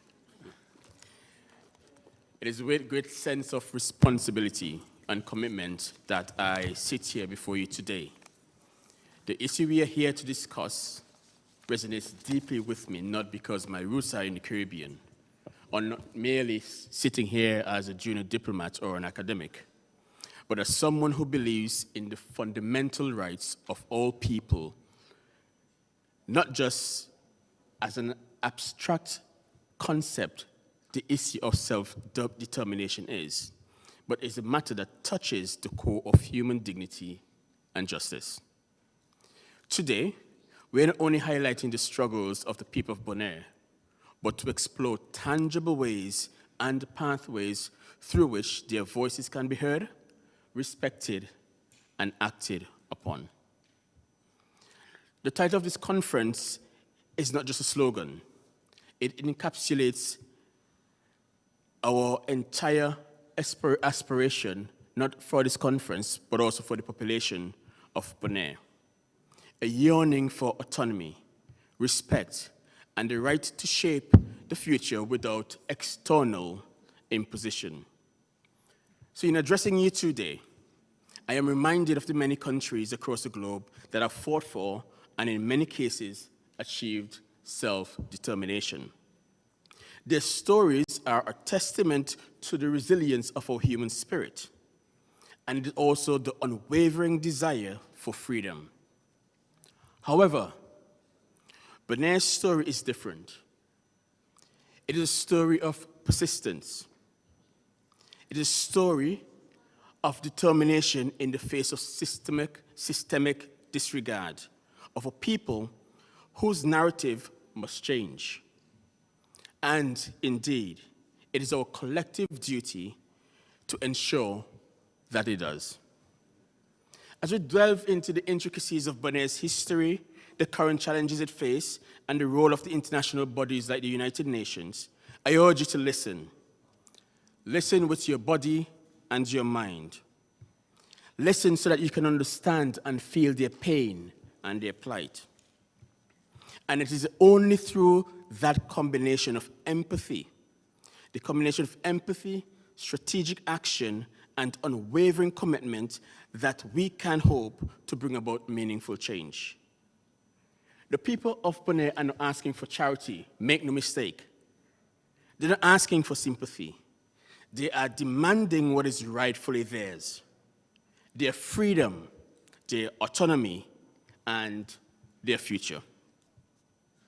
Today, as we discuss these pathways forward, let us remember that the quest for self-determination is not merely a political issue. It is also not just a legal issue. It is a moral imperative, and ensure that we understand that as not just delegates, but people of the head table. It is a moral and legal imperative. It is about ensuring that every individual, every community has the right to determine their destiny. And as we chart that course for Bonaire, let us do so with the conviction that justice, though delayed, must never be denied. Now I give you just a minor trigger warning, for what I'm about to say is just merely fictional, but that it may resonate with you. This is breaking news reaching us at BIG that Russia has 50,000 troops on the Azerbaijani border with another 500 troops on the standby, ready to invade. The flag of Azerbaijan has been lowered and the flag of Russia has been raised. The people in Baku are concerned. They're worried. The airport's filled with chaos. The border's overrun. What will Russia do next? Now, for a moment, imagine how that will make us feel, knowing that there are troops on your border, your flag lowered, everything in chaos. Your future is now uncertain. Now, ladies and gentlemen, this is how every individual, every citizen in Bonaire, in a small island in the Caribbean, feels and experiences every single day. How would you feel? How would we feel if we stay back? Mere platitudes, no action, and our people suffer. Will that make you less or more human? That is a question that we all must ask ourselves. Now today, Bonaire faces a multitude of challenges that stem from its unique political status as a special municipality of the Netherlands. This designation has created a situation where the island is politically marginalized, economically dependent, and most importantly, environmentally vulnerable. These challenges are compounded by the fact that the Netherlands has consistently disregarded the principles of self-determination as outlined in Article 73 of the UN Charter. Politically, Bonaire is in a precarious position. Decisions that significantly impact the island's future are made in The Hague, often without adequate consultation with the people. Their lack of representation is a fundamental flaw in the current governance structure. The island's local government has limited powers, and key areas such as taxation, economic policy, and environmental regulations are controlled by the Dutch government. This has led to a sense of disenfranchisement among the people, who feel that their voices are not being heard in the corridors of power. It remains heavily dependent on the Dutch government, and while tourism, though lucrative at best, is also not enough to sustain the people of Bonaire. So in that regard, I say to my sister Shiny, I feel you, I see you, and I hear you, and we must act together to ensure that the future of Bonaire is not just safe, but it also can develop and sustain. Now, the United Nations has a crucial role to play in supporting Bonaire's aspiration for self-determination. The UN, particularly through a Special Committee on Decolonization, C24, is tasked with ensuring that the principles of self-determination are upheld for all non-self-governing territories. Bonaire, although not currently listed as a non-self-governing territory, fits the criteria and should be reconsidered for relisting to ensure its right to self-determination is respected. The UN's involvement in Bonaire's situation could begin with a renewed focus on the island's political status. The first step should be dispatching a UN special visiting mission that will ensure that they review the conditions on the island. Such a mission would provide the international community with accurate and up-to-date information about the situation there, which is crucial for informing the General Assembly's resolutions and actions regarding the island's future. Countries such as Azerbaijan, which is part of the non-aligned movement, Venezuela, Timor-Leste, who has a vested interest in ensuring that all non-self-governing countries do fit the criteria of the United Nations, do get such, their support must be lobbied at the highest level possible. And by rallying such international support and finding the influence of the United Nations to advocate for Bonaire's cause, we stand a higher chance to ensure a sustainable, enriched future for the people of Bonaire. The UN's role should also be extended to providing platforms for Bonaire's voice to voice its concern. This could include special sessions at the UN General Assembly, where Bonaire's representatives can present their case and seek support from other countries. By providing them with a platform at the UN, the international community will be made more aware of their plight and ensure that the island's people are heard and taken into account in decisions that affect their future. A proposed solution that I may present to my learned and esteemed friends. In order to address Bonaire's conundrum, it requires a multifaceted approach that involves the UN, member states, and the international community at large. The following proposals offer a practical roadmap to ensure that Bonaire's right to self-determination is respected and the island is given autonomy as it rightly deserves. A visiting mission, as I mentioned earlier.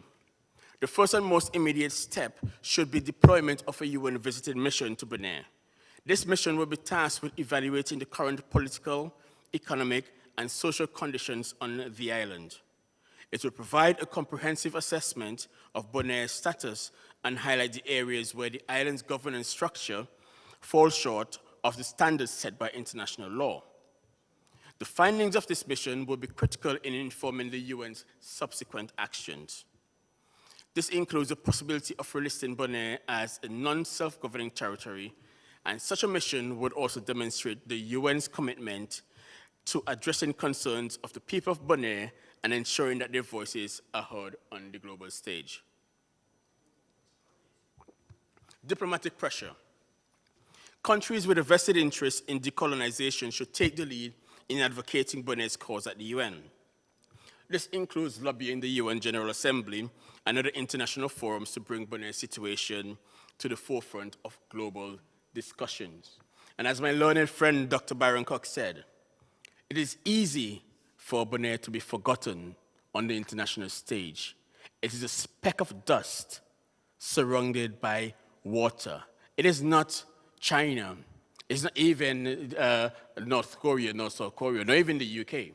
So it is very easy for Bonaire to be missed and forgotten in discussions. Public awareness and campaign, and thank the Baku Initiative Group for raising the concern and supporting Bonaire in their cause for self-determination. Initiatives and events as we are witnessing and experiencing today are the perfect pathway to ensuring that we, the people, are aware of what is happening in the Caribbean Sea.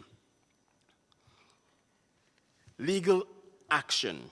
And maybe my learned friend who's a trained lawyer can correct me where I'm wrong, where the legal action is concerned. But Bonaire should explore the possibility of bringing its case before the International Court of Justice.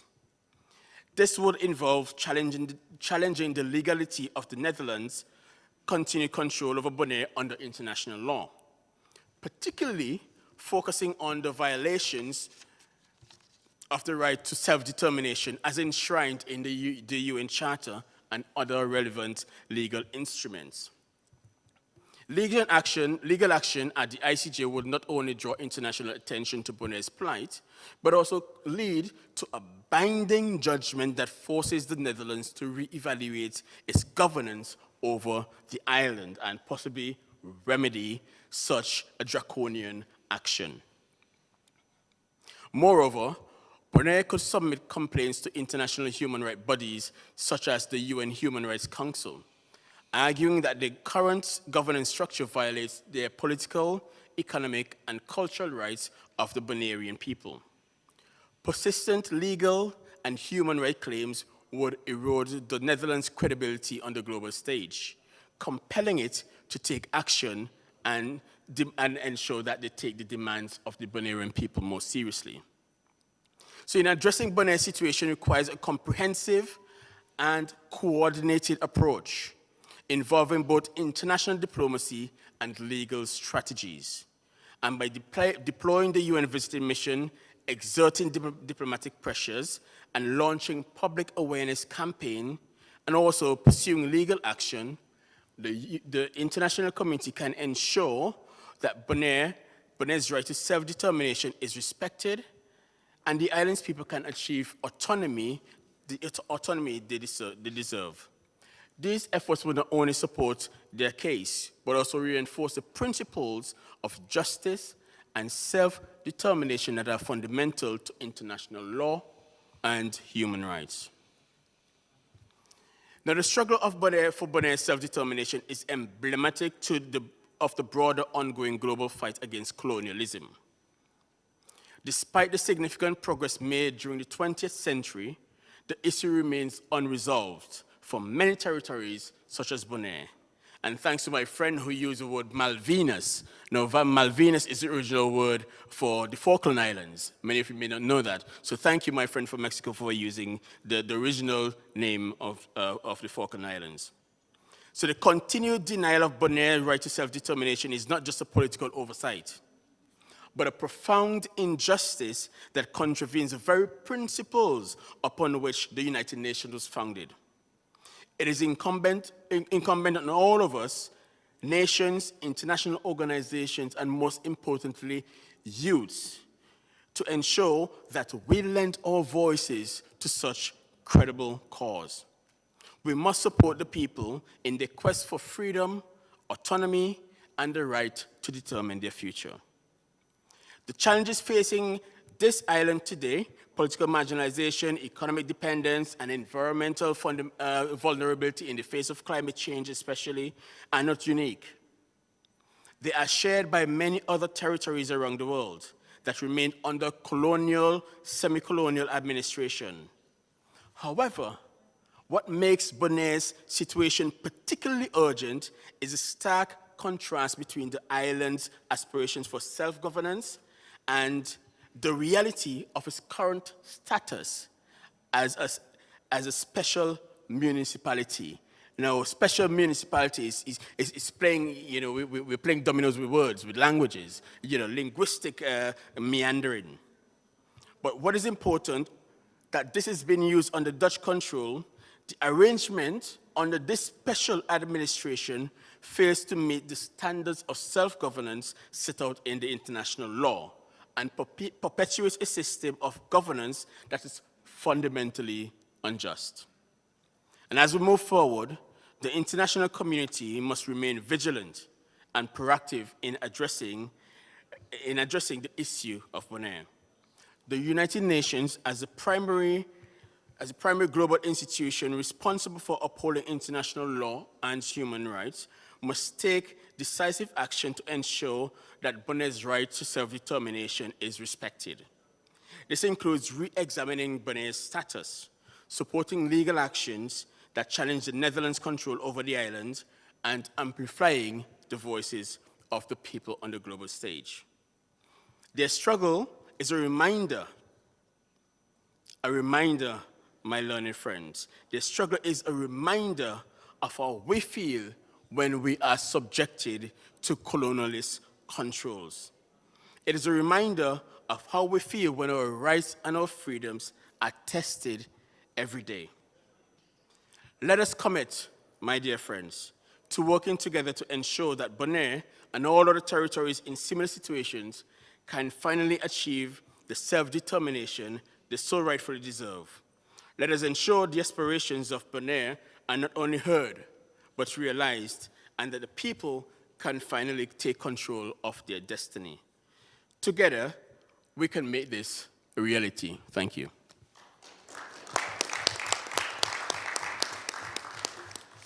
Thank you. Thank you very much, Mr. Scotland, for such detailed research and analysis.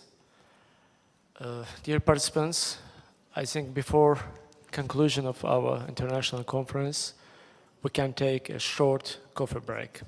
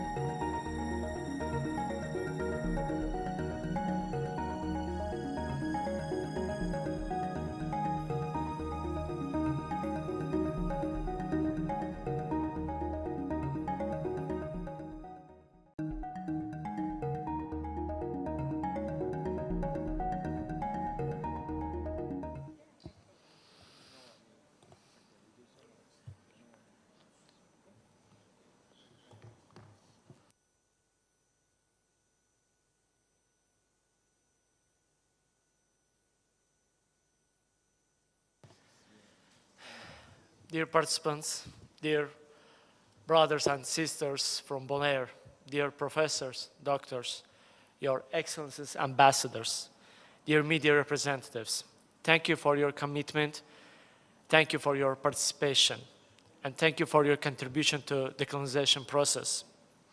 At the end of our international conference, I would like to present to your kind attention the final statement of the international conference dedicated to Bonaire. Final statement on Bonaire's pathway from Baku through United Nations General Assembly to Self-Determination International Conference, August 22, 2024. On August 22, the International Conference on Bonaire's pathway from Baku through UN General Assembly to self-determination was held in Baku by the Baku Initiative Group in collaboration with Bonaire Human Rights Organization and Movement for Change. As participants of the conference, we express our sincere gratitude to the Baku Initiative Group for the organization of the conference and to the people of Azerbaijan for their genuine and friendly hospitality. Dedicated to colonized Bonaire people, the event allowed all interested parties the opportunity to exchange views on the consequences of the colonial policy of the Netherlands, which threatens the future and even the survival of Bonaire people in the long term. Historical background, Bonaire's status. Bonaire, once a constituent state of the Netherlands Antilles, was part of a Dutch colonial entity with significant internal self-government. Following the dissolution of the Netherlands Antilles on October 10, 2010, Bonaire was unilaterally incorporated by the Dutch government as a public body without autonomy, entrenched in the Dutch constitution under unequal rights. Demographic change, population shift. Between 2010 and 2024, Bonaire's population doubled from 11,000 to 25,000, primarily due to an influx of Dutch European immigrants. Native Bonaireans have consequently become a demographic minority and reduced in 2024 to less than 32% of the population in their own island. Fight for self-determination, referendum of 2015. A referendum on December 18, 2015 saw 66% of voters reject Bonaire's constitutional status imposed since 2010. These results were anonymously ratified by the representatives of the island parliament as a legitimate and legal democratic decision of the people of Bonaire. The Dutch government disregarded the referendum results, maintaining the status quo, as well as to discuss the undertaking of the effective and efficient steps according to the international law on the colonization process in order to get rid of Dutch colonial oppression. United Nations involvement. Civil society groups in Bonaire, led by Mr. James Finnis, brought their case to the United Nations Special Committee on Decolonization, C24, in 2016, highlighting Dutch violations of Bonaireans' rights. C24 ambassadors recommended actions to release Bonaire as non-self-governing territory and also to seek support from the regional neighbors from Caribbean and Latin American governments and initiating an independent inquiry into Bonaire's self-governance. The participants to the conference took this opportunity to welcome the participation of the Republic of Azerbaijan at the 2024 Caribbean Regional Seminar on the implementation of the Fourth International Decade for the Eradication of Colonialism, pursuing goals and addressing needs of the non-self-governing territories, organized on 14-16 May 2024 by the Special Committee on Decolonization in Caracas, Venezuela. Independent report. The assessment of adequacy of self-government in accordance with internationally recognized standards, report of the country of Bonaire by Dependency Studies Project by senior analyst Dr. Carlyle Corbin, United Nations expert in 2021 concluded that the public body imposed and renamed territorial public body in Bonaire is a colonial reform of dependency governance, perpetuating inequality that is deficient through all measures of democratic governance that circumvents the inalienable right to genuine self-determination under international law. This report is endorsed and accredited by the United Nations General Assembly as independent as it contains self-governance indicators accepted by the UN General Assembly. United Nations obligations. Inclusion in the non-self-governing territories list would necessitate the Dutch government's annual reporting to the General Assembly on Bonaire's social, economic, and political progress under Article 73 of the UN Charter, Articles 1 and 54 of the Charter of the United Nations, Resolution 1514 of 1960, International Covenant on Civil and Political Rights, International Covenant on Economic, Social and Cultural Rights, the International Covenant on all forms of racial discrimination, and the United Nations Declaration on the Rights of Indigenous Peoples. This designation enables United Nations bodies to assess, intervene, and assist Bonaire as required. Conclusion: call for the international support to the resolution on registration of the Bonaire as a non-self-governing territory. Bonaire seeks backing from international community to advocate for its registration as a non-self-governing territory to protect and ensure the right of the people of Bonaire to self-determination and self-government, whereas a resolution is scheduled to submit it directly by 7 islands of the Caribbean under the leadership of the Prime Minister of St. Vincent and the Grenadines and a former president of SELAC, His Excellency Mr. Ralph Gonsalves, to the General Assembly of United Nations early October 2024 under the agenda item of decolonization. We appeal for solidarity and call on UN Secretary General and UN countries to support this noble struggle of great humanitarian significance in the General Assembly and join 7 Caribbean islands as co-sponsors of the resolution on the case of Bonaire. This resolution calls for Bonaire's inclusion in the list of self-governing territories of the UN, placing it under the security of the UN Special Committee on Decolonization. We, the Bonaire people, kindly ask His Excellency Mr. Ilham Aliyev, the President of the Republic of Azerbaijan, member of the Troika of the Non-Aligned Movement, to convene the NAM countries to raise the critical issue of Bonaire's right to self-determination according to the international law on decolonization, and to support its inclusion in the list of self-governing territories of the United Nations. We urge the Netherlands government to renounce its colonial policy and not to impede the re-inclusion of Bonaire in the list of non-self-governing territories of the United Nations.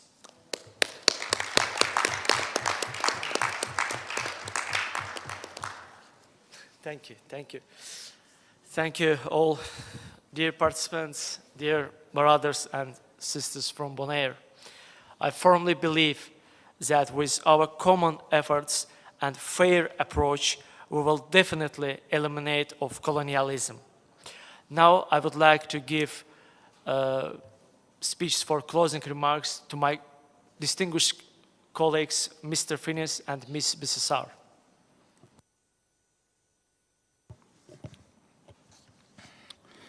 Thank you, Mr. Abbasov. Thank you, the team who supported us all the way. Thank you, our international guests who traveled half of the world to come to Azerbaijan. Thank you, Fuller, Ambassador Sumer, Mr. Brian Cox, Jorge, Garcia, Matai, Mr. Scotland. Thank you all. And of course, our brothers and sisters from Bonaire, Shiny, Tico, Chago, Shahir, Kylie. You are the heroes, our heroes from the people of Bonaire. This is historic, what happened today. So with that, I want to say a few things to make clear. We are not a special municipality. I hear it the whole day today. We are not. That is Dutch propaganda. We are not a municipality. We were a nation. We were degraded from a nation with our flag, with our own things, to the lowest possible legal domination in the structure. The lowest of them, they have provinces, they have municipalities. The lowest is public entity. We are not a special municipality. They tell the world, then the world believes, the municipality of Holland, so a municipality of Holland They compare it, and then they think we enjoy anything. The Dutch has been the masters of deceit. We have 400 years living on this. So it's not a municipality first. We are as public entity, and the change to territorial public entity is nothing that nobody heard about in the world, because they gave that status to, in their system, to a group of notaries of a piece of land they want to develop. We have been taken from a people to something that does not exist as a, but that is one point I want to clarify today. And secondly, Bonaire doesn't exist for them anymore. We mentioned that if you Google, you find Aruba, Curacao. We were the third island, Bonaire. Google it now. You see Aruba, Curacao, you won't see Bonaire. They're basically erasing us from the map. They did it already in the system. So, to understand, when you go online, search for Bonaire, search the Bonaire, whatever you see there for them is not the truth. They have an objective with the propaganda. So I want to clarify that today before I close, because maybe you don't hear about us for the coming time. And the other thing in our discussion today is unjust acts do not create law. Unjust acts do not create law. For them, or for people say, we become this, we become that, but you cannot create anything of unjust. So it's their idea that we are that. And as soon as we keep accepting that, you make them legally right if we don't accept it. That's why we are here. We don't accept it. We have been objecting to this, and we are in dispute. We are not a territorial nothing. We are in a disputable case. I want to understand that is where we are as the people. We have won a referendum, a legal referendum that we fight for, but they don't want to recognize it because that takes their power away from them. So that is why it has to become. And the last thing I want to say is to call again why we're here, why we're doing this, because it's an urgent call to action. The only chance we have to prevent the eradication and erasure of our peoples lies in the intervention of the international community. We can't do it in any way anymore. This is no longer merely a political issue. It has evolved into a humanitarian crisis. We are here today raising our voices and calling on the world, on the international community, to save the Bonaireans from extinction. We are witnessing this crisis unfold before our eyes, and we must act now to avert this strategy. Thank you. Thank you.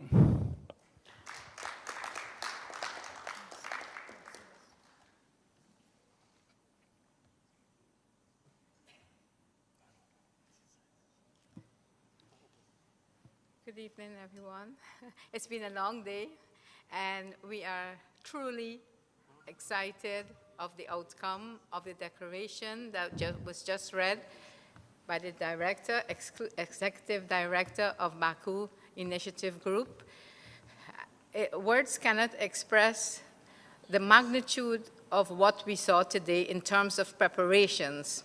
Okay, maybe we saw Executive Director Abbasov speaking out on the table, but we know there are many faces behind this organization, and we would truly appreciate and want to thank everyone in Baku Initiative Group. Yesterday we were there at the office, and it was really well organized, very nice. We felt reassured that we have an ally in this part of the world. We traveled over 20 hours, more or less, to come here. We would never have dreamt of coming here. Bonaire is put on the map that would never have thought that we would be here, and we would be in national TV. So for Baku Initiative Group, we wish to thank you and thank everyone.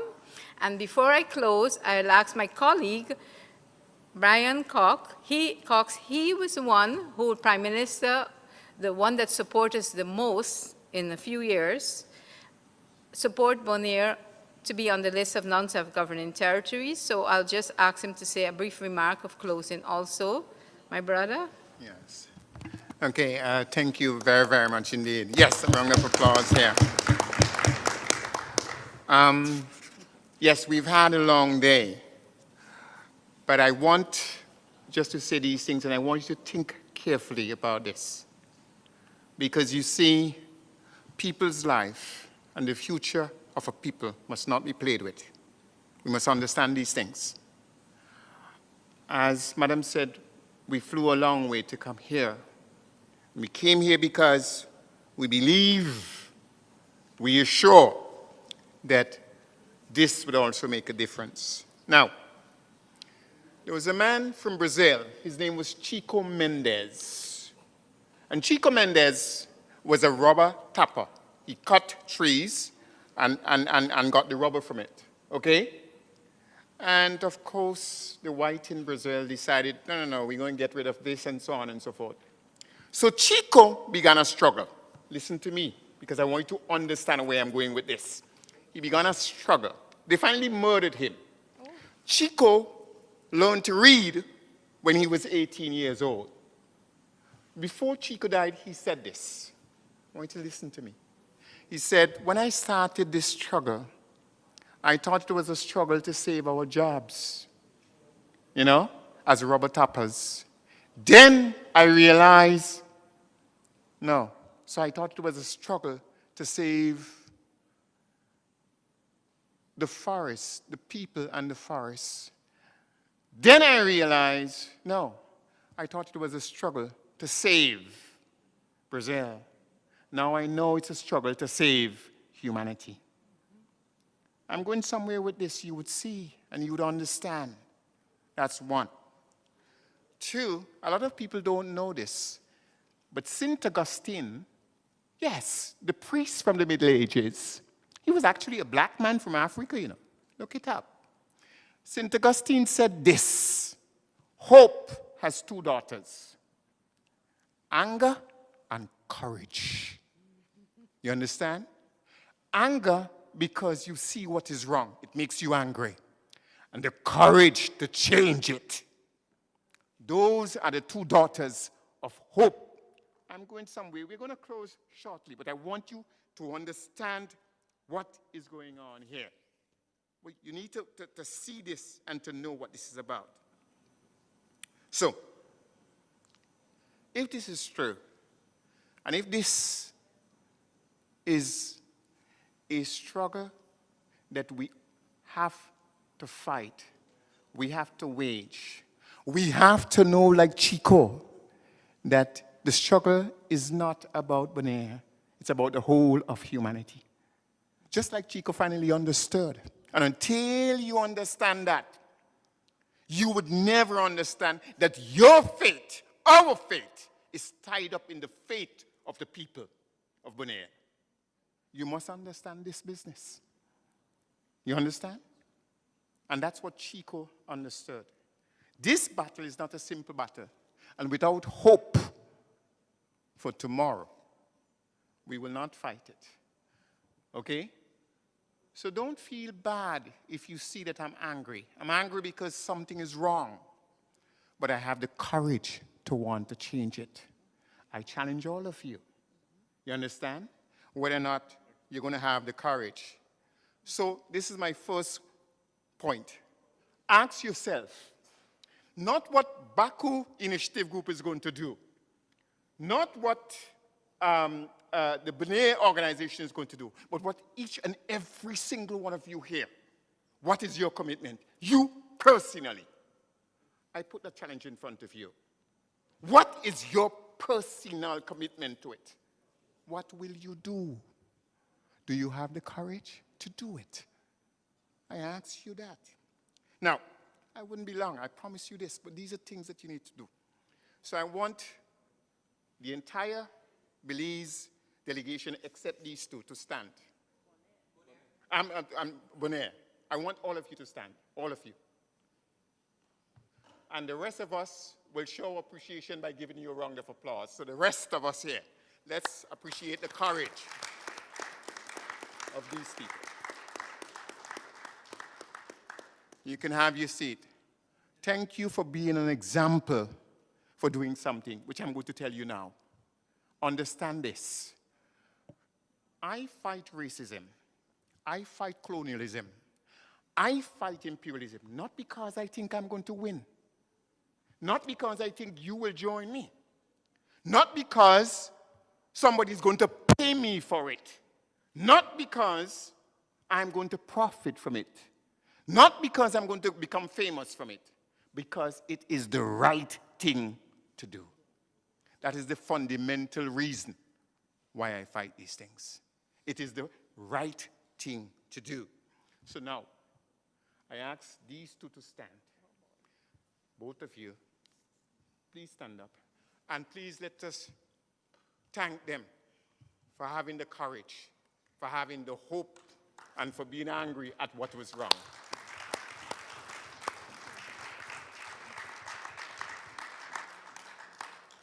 You may sit. Thank you. Finally, you know, there's something called the Harlem Renaissance, and this happened in 1920. And there's a Jamaican poet, his name is Claude McKay. You can look it up now. And he has a poem.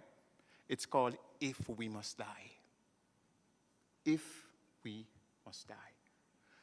Let us make sure that if we must die, then we don't die on our knees. You understand? Freedom is the most expensive thing. It's called freedom, but it's never free. It is never, ever free. Last but not least, I ask our chairman to stand. And I ask all of us to show our appreciation for the people of this country and our appreciation of this organization through him by applauding him, please.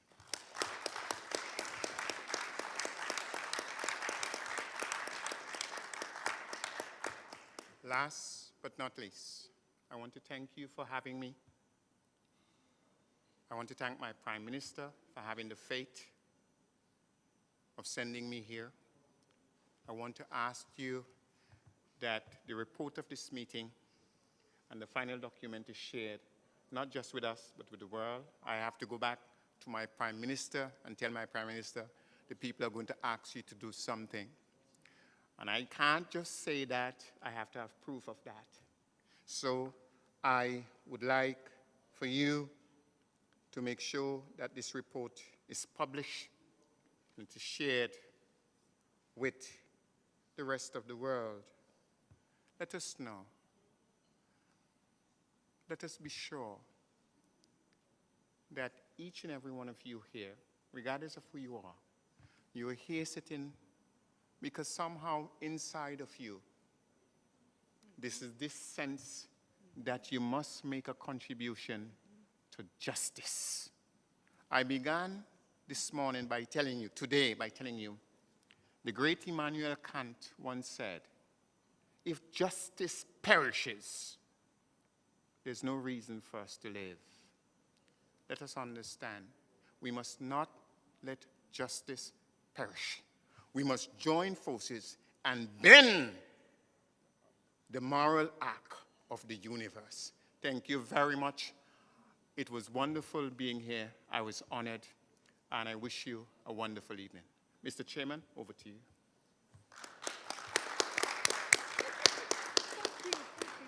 Thanks a lot, dear doctor, dear colleagues. It's a little bit strange feelings. It's sincerely, frankly speaking, it's a great honor for me to see the generation who will positive impact on future generations of Bonaire, of independent Bonaire. Yes. Thank you very much. Thank you for your commitment. Thank you for your contribution, and thank you for your sustainable, fair approach for independence. Thank you very much. See you on our next events, and at the end, I would like to suggest to make a family photo beside our banner. Definitely. Thank you. All right.